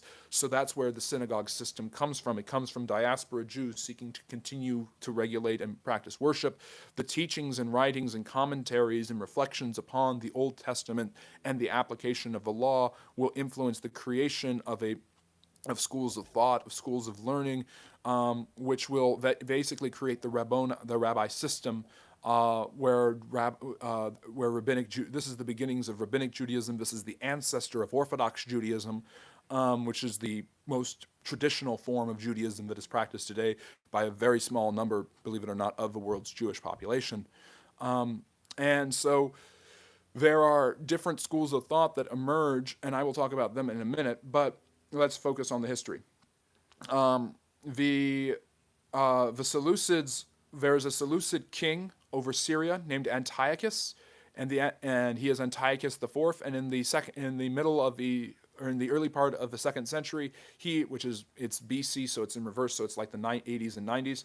He will try to force the Jews to basically accept Grecian ways of life, including worship of Greek gods and Greek rulers. And this cultural imperialism is not looked upon brightly when he desecrates the temple and kills some of the priests. One of the leaders, I'm trying to remember his name. He's a priest, he calls for the rebellion of the people, for resistance, for armed resistance, and his sons, including the oldest son, Judah Maccabeus, will start the Maccabean Revolt. And the Maccabean Revolt is basically a David and Goliath story, no pun intended, how a much smaller Jewish army is once again able to thwart a much larger and organized Greek army. The Greek army, the shock troops, the phalanx, these are the best warriors in the world at the time, and yet the Jews are actually able to defeat Antiochus, and I think it's about 168 or so BC. Antiochus is defeated, and supposedly in celebration of their victory, there are candles in the menorah that are lit, and there's only oil enough for one day, but it lasts for all 7 days, 8 days, and this is, of course, the origins of Hanukkah. And so the Jews win a huge victory against the Greeks and are able to establish a semi-autonomous region within the Grecian world and basically have some sort of freedom as their own kingdom again, called the Hasmoneans. And the Hasmonean dynasty will rule over Israel for about 85 years or so, from the 140s till about 63 BC. And during this time, they are obviously still in a very precarious position. The Parthians and Seleucids are near them. The Romans are coming over and slowly but surely conquering all of the land around them, destroying the Seleucid Empire, destroying the Greek power bases in Anatolia, and challenging the Parthians in Persia as the two greatest forces in the Middle East. Egypt is also in danger of that, with the Ptolemaic dynasty continuing. So Israel is always looking over its shoulder, worried about who to deal with, be it the Ptolemies, the Romans, the Parthians. There are various different political powers that have the ability to thwart and usurp them at any point. And it is actually Pompey the Great, the Roman general, who, after defeating the Greeks, conquers the Hasmonean kingdom in 63 BC and turns it into a client state of the Roman Republic. Now, Pompey the Great is important for many different reasons, most notably because he is friends with Caesar, then he betrays him, allies with the Republic and the senators. Caesar will get revenge by destroying Pompey, and the Republic chasing him to Egypt, where Pompey has been killed by the Egyptians, who are seeking to appease Caesar. Caesar will then hook up with the Queen of Egypt, Cleopatra, and overthrow her brother, who is also her husband, named Ptolemy, and basically Cleopatra will rule over Egypt while Caesar goes back to Rome in glory. He tries to make himself dictator for life. He is assassinated by the Roman senators, and all during this time, it's absolute chaos in this region of the world. And Ptolemy and Pompey had taken over this area, and now what would happen to it is a footnote in this greater struggle between Roman civil wars, Caesar versus Pompey. After Caesar has killed his great-nephew Octavian, allies with another general named Mark Antony, and they destroy the senators who killed Caesar. And then they basically rule over this large empire and divide it between them. And Mark Antony will go to Egypt and take over the eastern part, including Greece, Anatolia, and Palestine, which has already been taken over by Pompey. So Antony chooses an Edomite by the name of Herod to take over and rule the region of Judea. And this is the Herod from the Bible, by the way. This is a man known as Herod the Great. And Antony fights a civil war with Cleopatra against Octavian for other reasons, which is a long story that I've explained on many live stream lectures and videos, including a very good one about the life of Octavian, aka Augustus. Octavian defeats Antony and Cleopatra in 31 BC at the Battle of Actium. Antony and Cleopatra flee back to Egypt, where they both eventually take their own lives, and all of the region is controlled by the Republic, which is in the Senate, which is working in conjunction with Octavian, who eventually assumes the title of Augustus, the revered one, the son of God. Julius Caesar is made a god, and Augustus is his son, therefore he is the son of God. Yes, that is the language that Jesus chooses to use for himself very intentionally, knowing how the Romans feel about Octavian Caesar. So this is the creation of the Roman Empire in 27 BC, and the region of Judea is ruled over by a man, which the Romans call it, is ruled over by Herod and has been for some time. Herod had allied himself with Antony and is very in a lot of danger because he realizes that his position is extremely precarious. He had allied with the wrong side. He is on the wrong side of the empire that fought against Octavian, and Augustus, as he is now known, may very well make his life forfeit. But basically, choosing the honey rather than vinegar approach, like Cyrus had before, Octavian allows the Jews some sort of autonomous rule. He allows Herod, who is an Edomite, only half Jewish, to stay in authority over the Jewish people as their king, while the region is what's known as a client state. It is basically an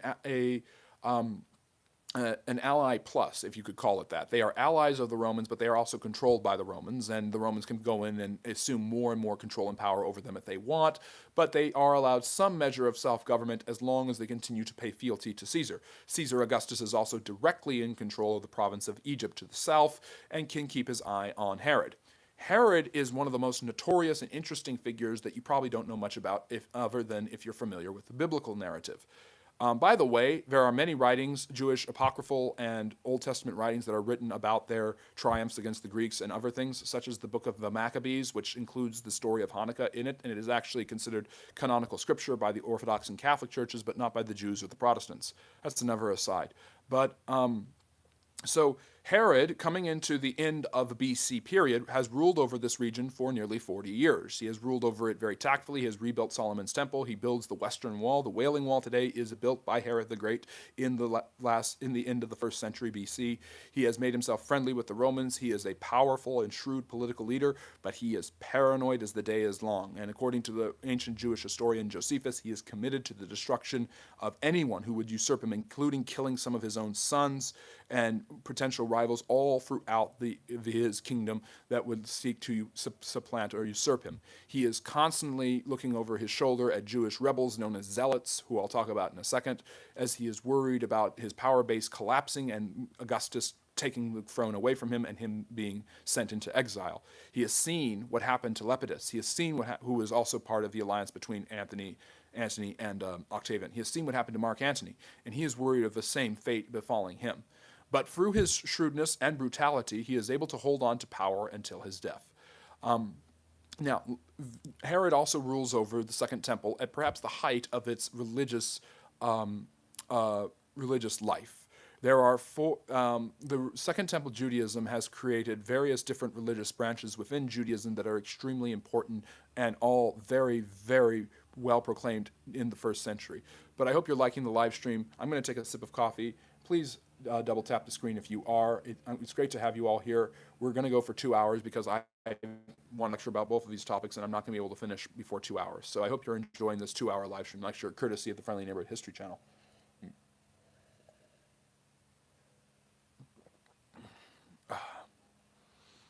So, uncanny, there is actually evidence. There are coins that refer to Herod. There are coins that refer to King David. There is evidence that there was a temple there in the first half of the millennium BC, and evidence of a building of a second temple. Nebuchadnezzar. There's evidence of the Merneptah stele that points to the exodus of the Jewish people. I'm not saying the biblical narrative happened exactly the way you think it is, but there is plenty of evidence of through coinage and other archaeology, of a Jewish presence in Israel from the time of at least the beginning of the first millennium BC, well into the time of Jesus, who we'll talk about in a minute. So, sorry, Uncanny, it's just not true. You have to lie because you're a terrorist cult. I'm not religious. Well, I don't share my religion. This channel is not a religious channel. It's a history channel. This is all history. Everything I have said, you are welcome to fact check me, but it is totally based on religion. Just show us, yeah. Uncanny, are you like 14 in your mother's basement? Because the truth of the matter is you're ignoring clear evidence. Anyone who wants to tell you there is no such thing as the Kingdom of Israel, there was no temple, there was no Jesus, these people are just showing that they love skepticism more than they love history. History does point out that these things do exist, even if you don't. That doesn't prove a religion is true. That doesn't prove the Bible is necessarily true. It doesn't prove that Jesus is God. It's just historically undeniable fact. As far as archaeological evidence proportional to that time period, there is a good amount that proves to us that people like Herod King David, Pontius Pilate. These people existed and were extremely important. So, now I'm not interacting with the chat too much, but sorry, Uncanny, I saw that and couldn't let that go. Anyways, and by the way, again, this is not a religious lecture. This is not, yes, there are two topics that have a lot of religion in them, but these are not me, this is me talking about culture and history. This is not me saying the religion is true, that everything is verifiable of the religion. Me simply explaining the history is not me endorsing a particular religion. So, now, let me get back to what I was saying. Yeah, assalamu alaikum. And by the way, if you're if you're a Muslim arguing against the validity of the Old and New Testaments, you are arguing with your own religion. As I said earlier, the Quran says clearly that the Bible is the Word of God, and it says the Word of God cannot be corrupted. So Muslims, through their own historical religious testimony, show deference and affirm the validity, not the truth of everything, but the validity of both the Christian Gospels and the Jewish Scriptures. So, sorry, I don't know why a Muslim would be arguing against any of this historically. It only benefits your own religion to argue for it. But anyways, moving forward, I don't know what Uncanny is, but somebody mentioned Assalamu alaikum, so let me see. Moving back to what I was talking about, I am going to talk about religion in the sense of the divisions of religion that existed in the 1st century BC that have been developing for centuries.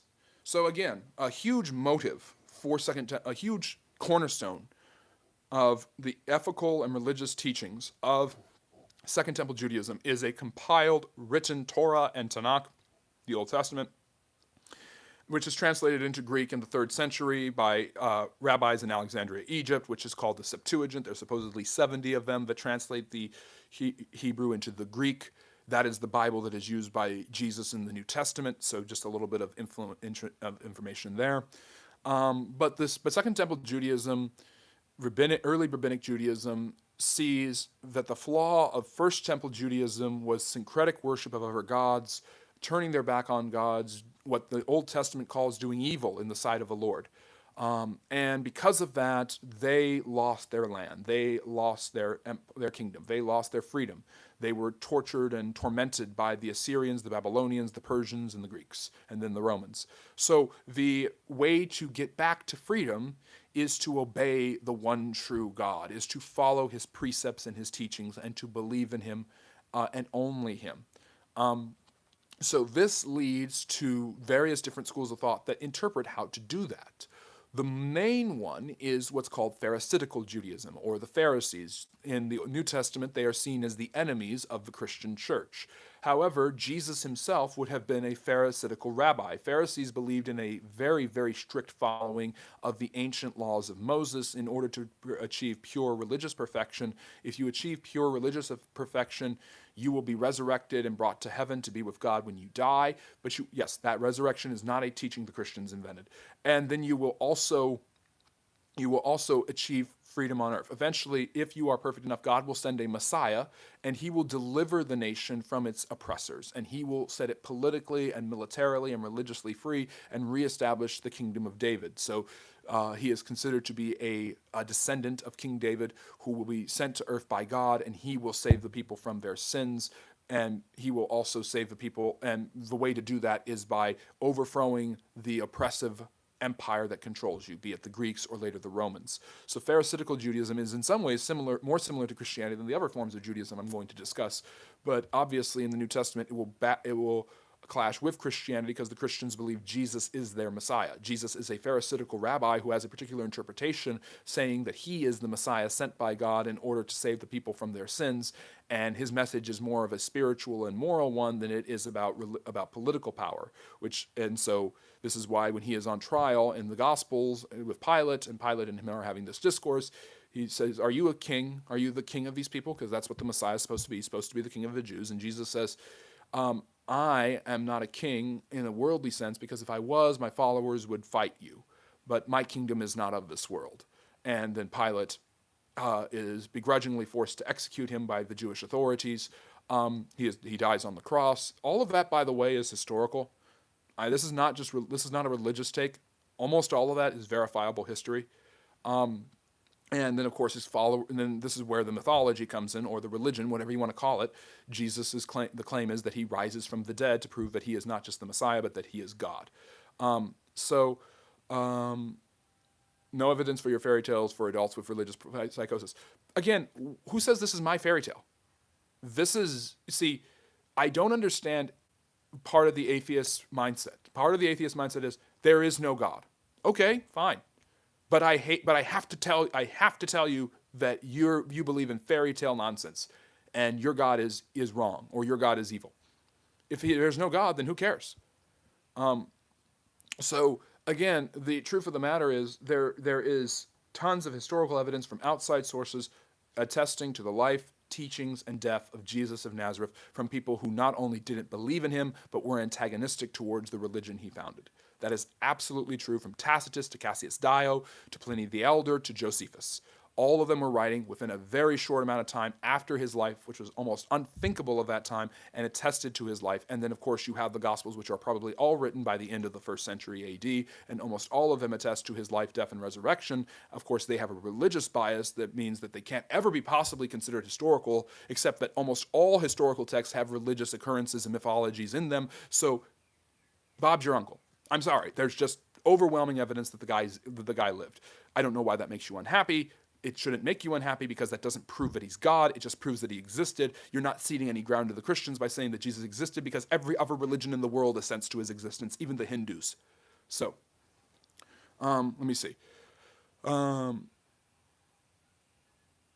me see. Yeah, the No True Scotsman. Yeah. It's so fascinating because I never made the No True Scotsman fallacy. I never made any of those delusions. I think you've just read one article on a philosophy website, and you think you know how it all works. But, anyways, so I'm just pointing it out.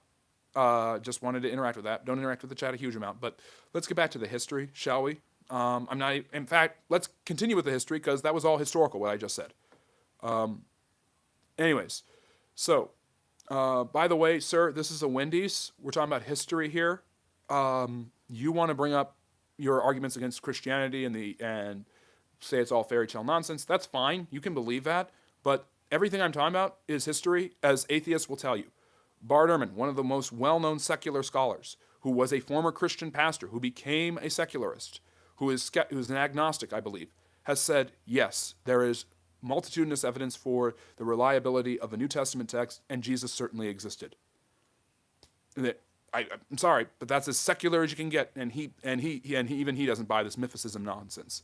So, again, regardless of what you think of Jesus as if he resurrected or not, the overwhelming evidence is reliable testimony that he lived from the New Testament writers and outside sources. So, getting back to it, Jesus is one rung on the ladder of Pharisaical Judaism that believes in a Messiah, an eschaton with a resurrection in it, which the eschaton means the end of time, and religious purification and religious moral living. Read the Sermon on the Mount if you don't think that Jesus believed in morality. Moving forward, so that's one form of Jewish thought. Another one is what they're called the Sadducees. Because they're so sad, you see. Sorry, I had to do that. The Sadducees are a religious group that do believe in only following the Torah, the first 5 books of Moses. They do not believe in the resurrection. They do not believe they are not sure of a Messiah. They are pragmatists, and they believe heavily in working with the political governments that are around them in order to achieve the best possible living experience for the Jewish people. They are not very skeptical about the idea of a Messiah. And for them, it is about using Judaism, practicing their Jewish religion as a way to secure as much peace and serenity and freedom as they possibly can get, but they don't want to be pie in the sky like the Pharisees are. That's their whole argument. And they are the minority, but they have all the religious power at the time. The chief priests in the New Testament, for instance, were Sadducees. Moving forward, there's also a group called the Zealots, who I mentioned before. The Zealots are religious fanatics who believe that God is calling them to actually cause a military revolution against the Roman Empire, and that is how they will get their Messiah. Their Messiah is made through military might and aggression, and they must liberate the people by force from the hands of the Roman oppressors. And the Zealots will actually win the debate, and I'll explain why in a second. That will be the end of the lecture. Then there's another fourth group called the Essenes, who are desert dwellers who believe that the entire system has been co-opted and corrupted by the imperial powers from outside, first the Greeks and then the Romans. So they form desert communities where they practice Judaism in religious traditions and scholarship, as in more of hermetic, almost like monasteries, and they will focus on their own translations of ancient Jewish texts, which include places like Qumran. So this is where the Dead Sea Scrolls come from. They are from the Essenes. So these various different schools of thought all have interpretations about how to practice Second Temple Judaism, but they all share one belief: a close connection to one God, following him, and trying to free yourself from the oppression that binds you. And Christianity is an early sect of Judaism that will, or is a sect of Judaism in its earliest days that will say the way to free yourself from what binds you is to free yourself from sins by believing in Jesus of Nazareth as the Messiah and as the resurrected God. That is what will divide the various different religious sects of Judaism at the time in the first century AD. Now, what happens next? Like I mentioned before, so Herod dies, and he is succeeded by three sons of his: Archelaus, Antipas, and Philip. And they will rule over different regions of Judea. Archelaus is supposedly so corrupt and so oppressive, like his father was, that Augustus eventually is asked to remove him from power and exile him. And in 6 AD, the Romans will take over the province and start ruling it with a governor, a procurator. That is what the position that Pontius Pilate plays in the gospel narratives, by the way, if you're interested. And then, so you've got Pilate, but you also have other rulers who kind of continue to keep on the client state positions, such as Herod Antipas or Herod Agrippa. Again, these people, well, all three of them would be historical, from what I understand that you're mentioning. I know what you're saying, striving to learn, but yes. These men will rule over smaller and smaller amounts of land and power over the next few decades, and eventually the Romans will just try to completely systematize their control over the political system in Palestine. And this will lead to the Jewish revolt. What I mean by saying the Zealots win at the end of the day is that the Zealots basically believe that the freedom that they desire will only be given to them by God if they reach out and take it by force. And one of Jesus' apostles is known as Simon the Zealot in the New Testament Gospels. So the Zealots were definitely around, and definitely an active force in the New Testament and afterwards and before. And zealotry had led to certain rebellions and different things, and there was always this fear of a rebellion or a riot or a revolt in the Jewish province. It was a very unruly area, which might have influenced Pilate's decision to kill Jesus in the Gospels. Fearing the crowds, one of the accounts says, and again, there's 4 different accounts, and it's not my job to try to reconcile them or explain them. That's not what I'm doing. I'm just saying the history. So the unruliness of the Jewish people as monotheistic people governed by a polytheistic empire, which is known for can be known for its cruelty, brutality, and ruthlessness, is definitely creates heavy tensions going into the second half of the first century AD. Rome enters a period of chaos when Nero heavily persecutes different groups of people, including the Christians. His tyrannical reign sees Rome kind of go into conflagration. Literally, the city burns in 64 AD. A few years later, Nero, losing political power, takes his own life, and this leads to utter and absolute chaos as the empire breaks into a series of civil wars called the Year of the Four Emperors. And this is actually happening at the same time as the Jewish revolt. The breakdown of centralized authority in Rome and Nero's tyranny and unpopularity gives the Zealots an excuse to try to rally the Jewish people to revolt. And this is the Great Judean Revolt of 66 AD. It will last for about 7 years, and it will have several major important events in it. Most notably is the Roman generals sent. The most notable figure is the Roman general sent to destroy the Jewish people, or to put down the Jewish revolt. His name is Flavius Vespasianus. And Vespasian, which is a more anglicized way of saying his name, is a very good general. He's very ambitious, and he sees his chance. His chance is coming, and he is going to take it. He supposedly defeats a Jewish army led by a man named Josephus, who later becomes one of the greatest historians of the ancient world, who, by the way, if you're wondering where I'm getting most of what I am saying, most of it is coming from Josephus.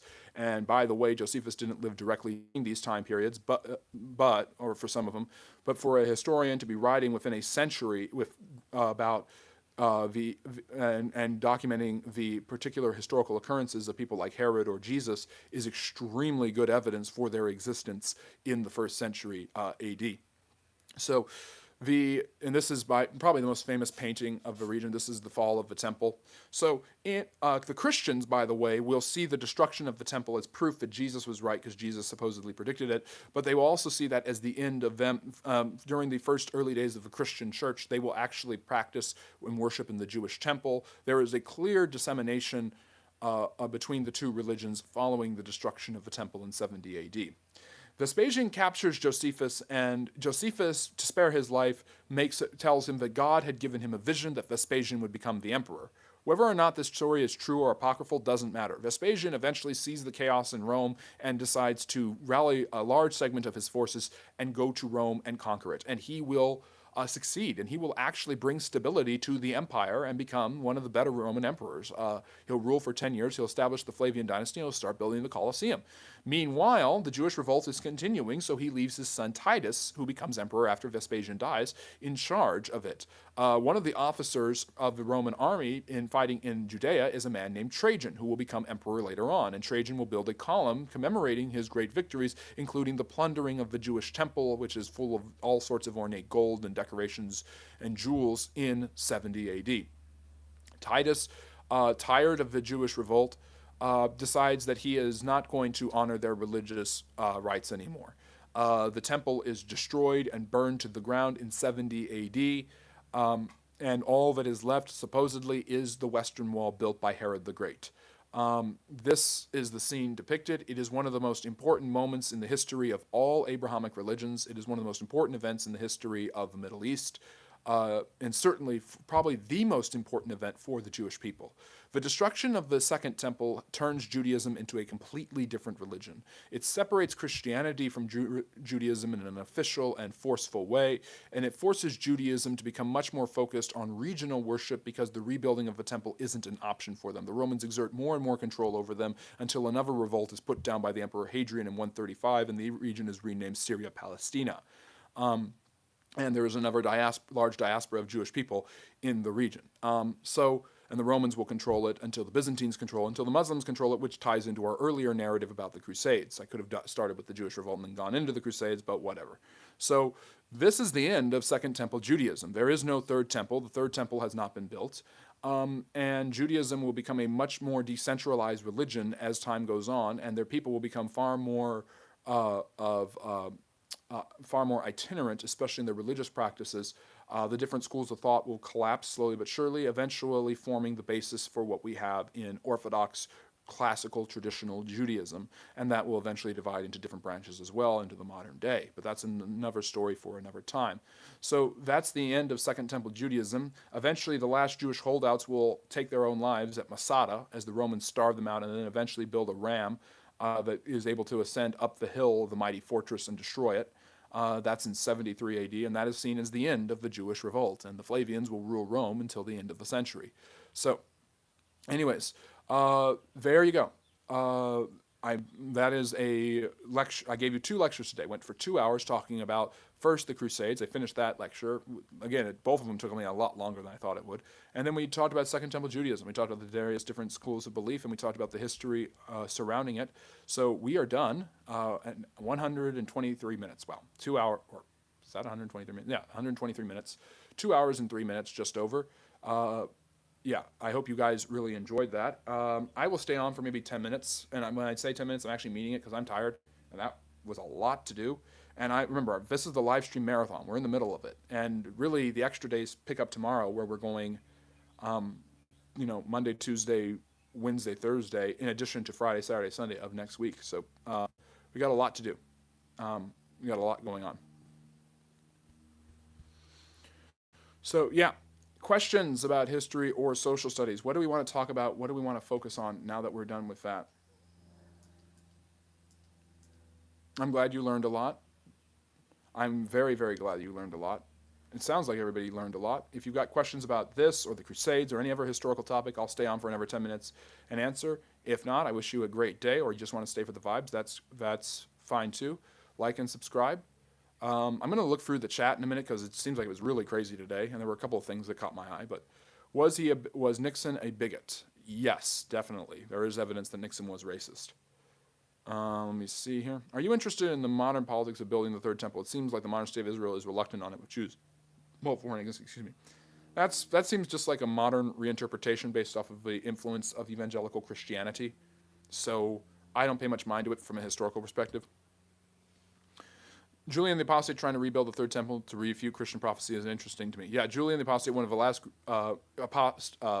paganic emperors in Roman history, tried to disprove all of it by building the temple. He died before he could complete it.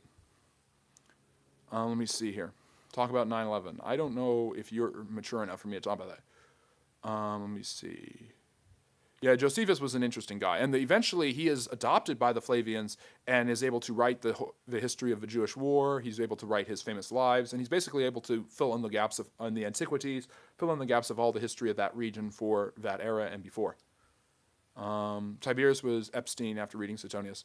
Yeah, although there is evidence to suggest that Suetonius was obviously writing during the era of five good emperors, was trying to demean the Julio-Claudians, so there might be some evidence that's not the truth. Jesus being the Son of God or not is a personal decision and belief, not a philosophical one in the logic of the world. Yes, and it's not a historical decision either. All we know is that the man, Jesus of Nazareth, taught, lived, and died. His followers claimed he rose from the dead, and he called himself the Son of God. Let me see here.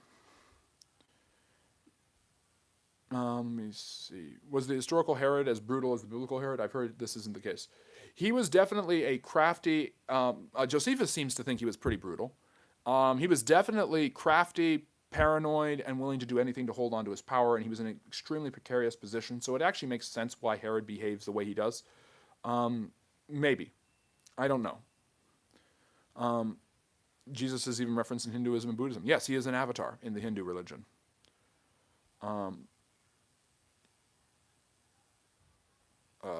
Yeah, I love that. Jesus definitely existed. Like, I am not a Mormon, but I never say Joseph Smith is not real. Yeah, I mean, people do this.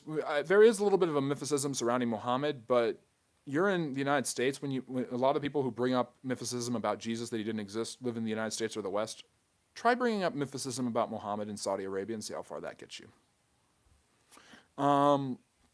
You're living in a Christian society that is able to create toleration to the point where they tolerate people who say Jesus doesn't exist.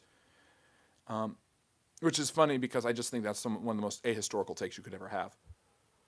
Gnostics were around then too. Yeah.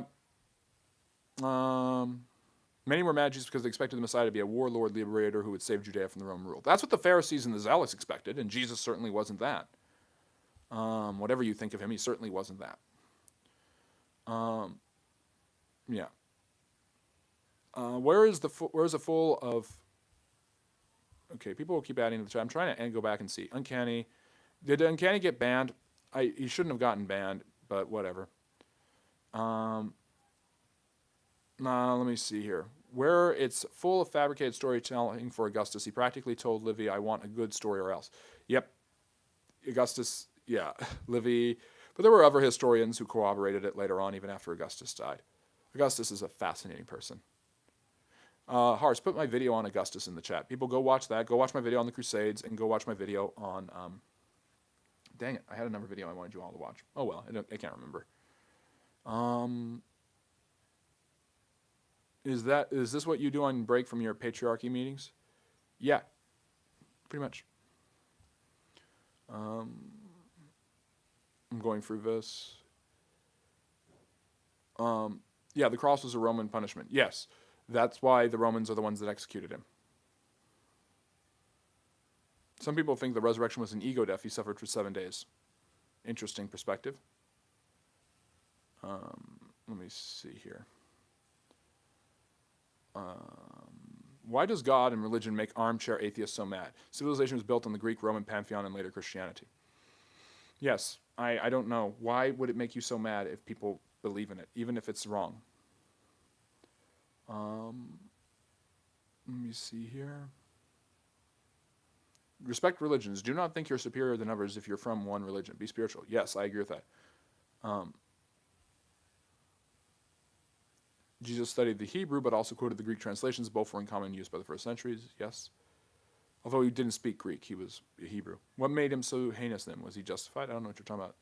I don't know if Herod was justified. I'm assuming you're talking about Herod, Brian. It seems like it was all about centralizing and holding on to control, and he was in an extremely insecure position because of what had happened with Mark Antony and Pompey. Why did Ribald of Chatillon have to go and abduct Saladin's sister? I don't know. I've heard of that story, but I actually don't know how it works. But yes, we'll be here.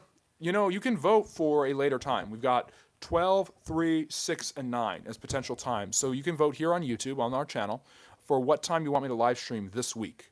And that will apply for all live streams from Monday through Saturday. Sunday's going to be 4 p.m. Eastern.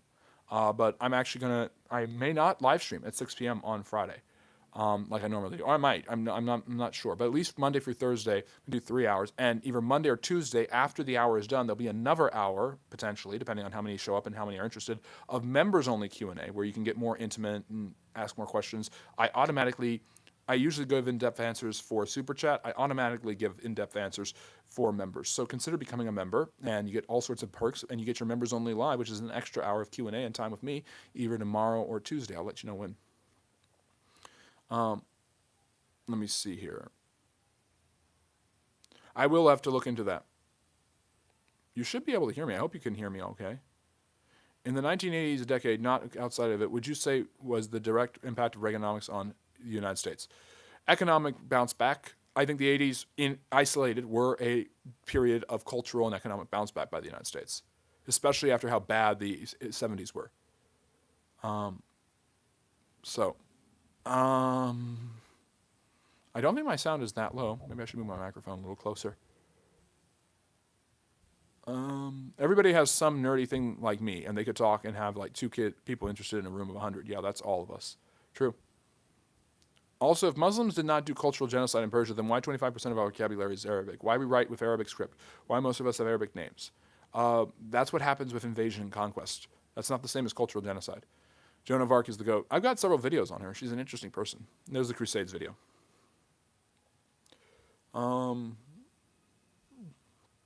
So why did Stoney get timed out? Blocking for no reason. And why did Brian get timed out? That's weird. Anyways, thank you for the super chat, Kevin. I really appreciate you. As he always says, like the live and subscribe for more. Jesus heals the centurion's servant. As a Roman officer, the centurion would have used Greek as a common language in the region. No interpreter is mentioned, suggesting direct communication in Greek. I don't know that Jesus would have been educated enough to know Greek. They spoke Aramaic, which is a dialect of the Semitic languages. So maybe the reason people think Jesus is not real because Jesus is an individual, have more mythological stories around it. Yeah, but come on. So does Alexander the Great. It's because people do not like Christianity. No, Brian just gets under your skin. Brian is great. He's a little bit of a pusher, but yeah. Let me see here. What are some other sources for Jesus' existence besides the Bible? Josephus' Lives, Tacitus writes about him, Cassius Dio, Pliny the Elder. There is a common consensus by almost all historians in the Roman world of the existence of Jesus of Nazareth. If you really think mythicism is true, that Jesus didn't exist, then why aren't the Romans who hated and persecuted the Christian church saying clearly, he didn't exist and this is just a bunch of nonsense? Why do Greeks and Armenians cry genocide after they invaded Turkey after World War I and got booted out? Because the genocide happened before then, and you don't know, for 4 centuries, the Ottoman Turks controlled Greece after the Byzantines collapsed. Nearly 4 centuries. Okay, so if you don't call it cultural genocide, would you say Muslims had done cultural colonization in Persia? Yes, absolutely. That is a more favorable term. Yeah, and if you look at it, the mythicism thing is fun to me because even the Jews, who would have every reason to try to disprove the Christian religion, do not say Jesus did not exist. The Talmud, which is eventually the rabbinic traditions develop orally and then into written things, and that creates the Talmuds. The Talmuds say horrible things about Jesus, but they never say he didn't exist. Let me see. Well, 5 minutes doesn't matter because we went the War of South America's coalition, Argentina, Brazil, Uruguay take on Paraguay. Yes, I've heard it. That's a fun one. I'm trying to remember what the name of that war is. That the Peninsula? No, Peninsula is Spain. That's the War of something or other. Dang it, I used to know. Will you please call the Pope out for speaking against actions of Trump in Iran, but his silence in what the Iranian regime has done?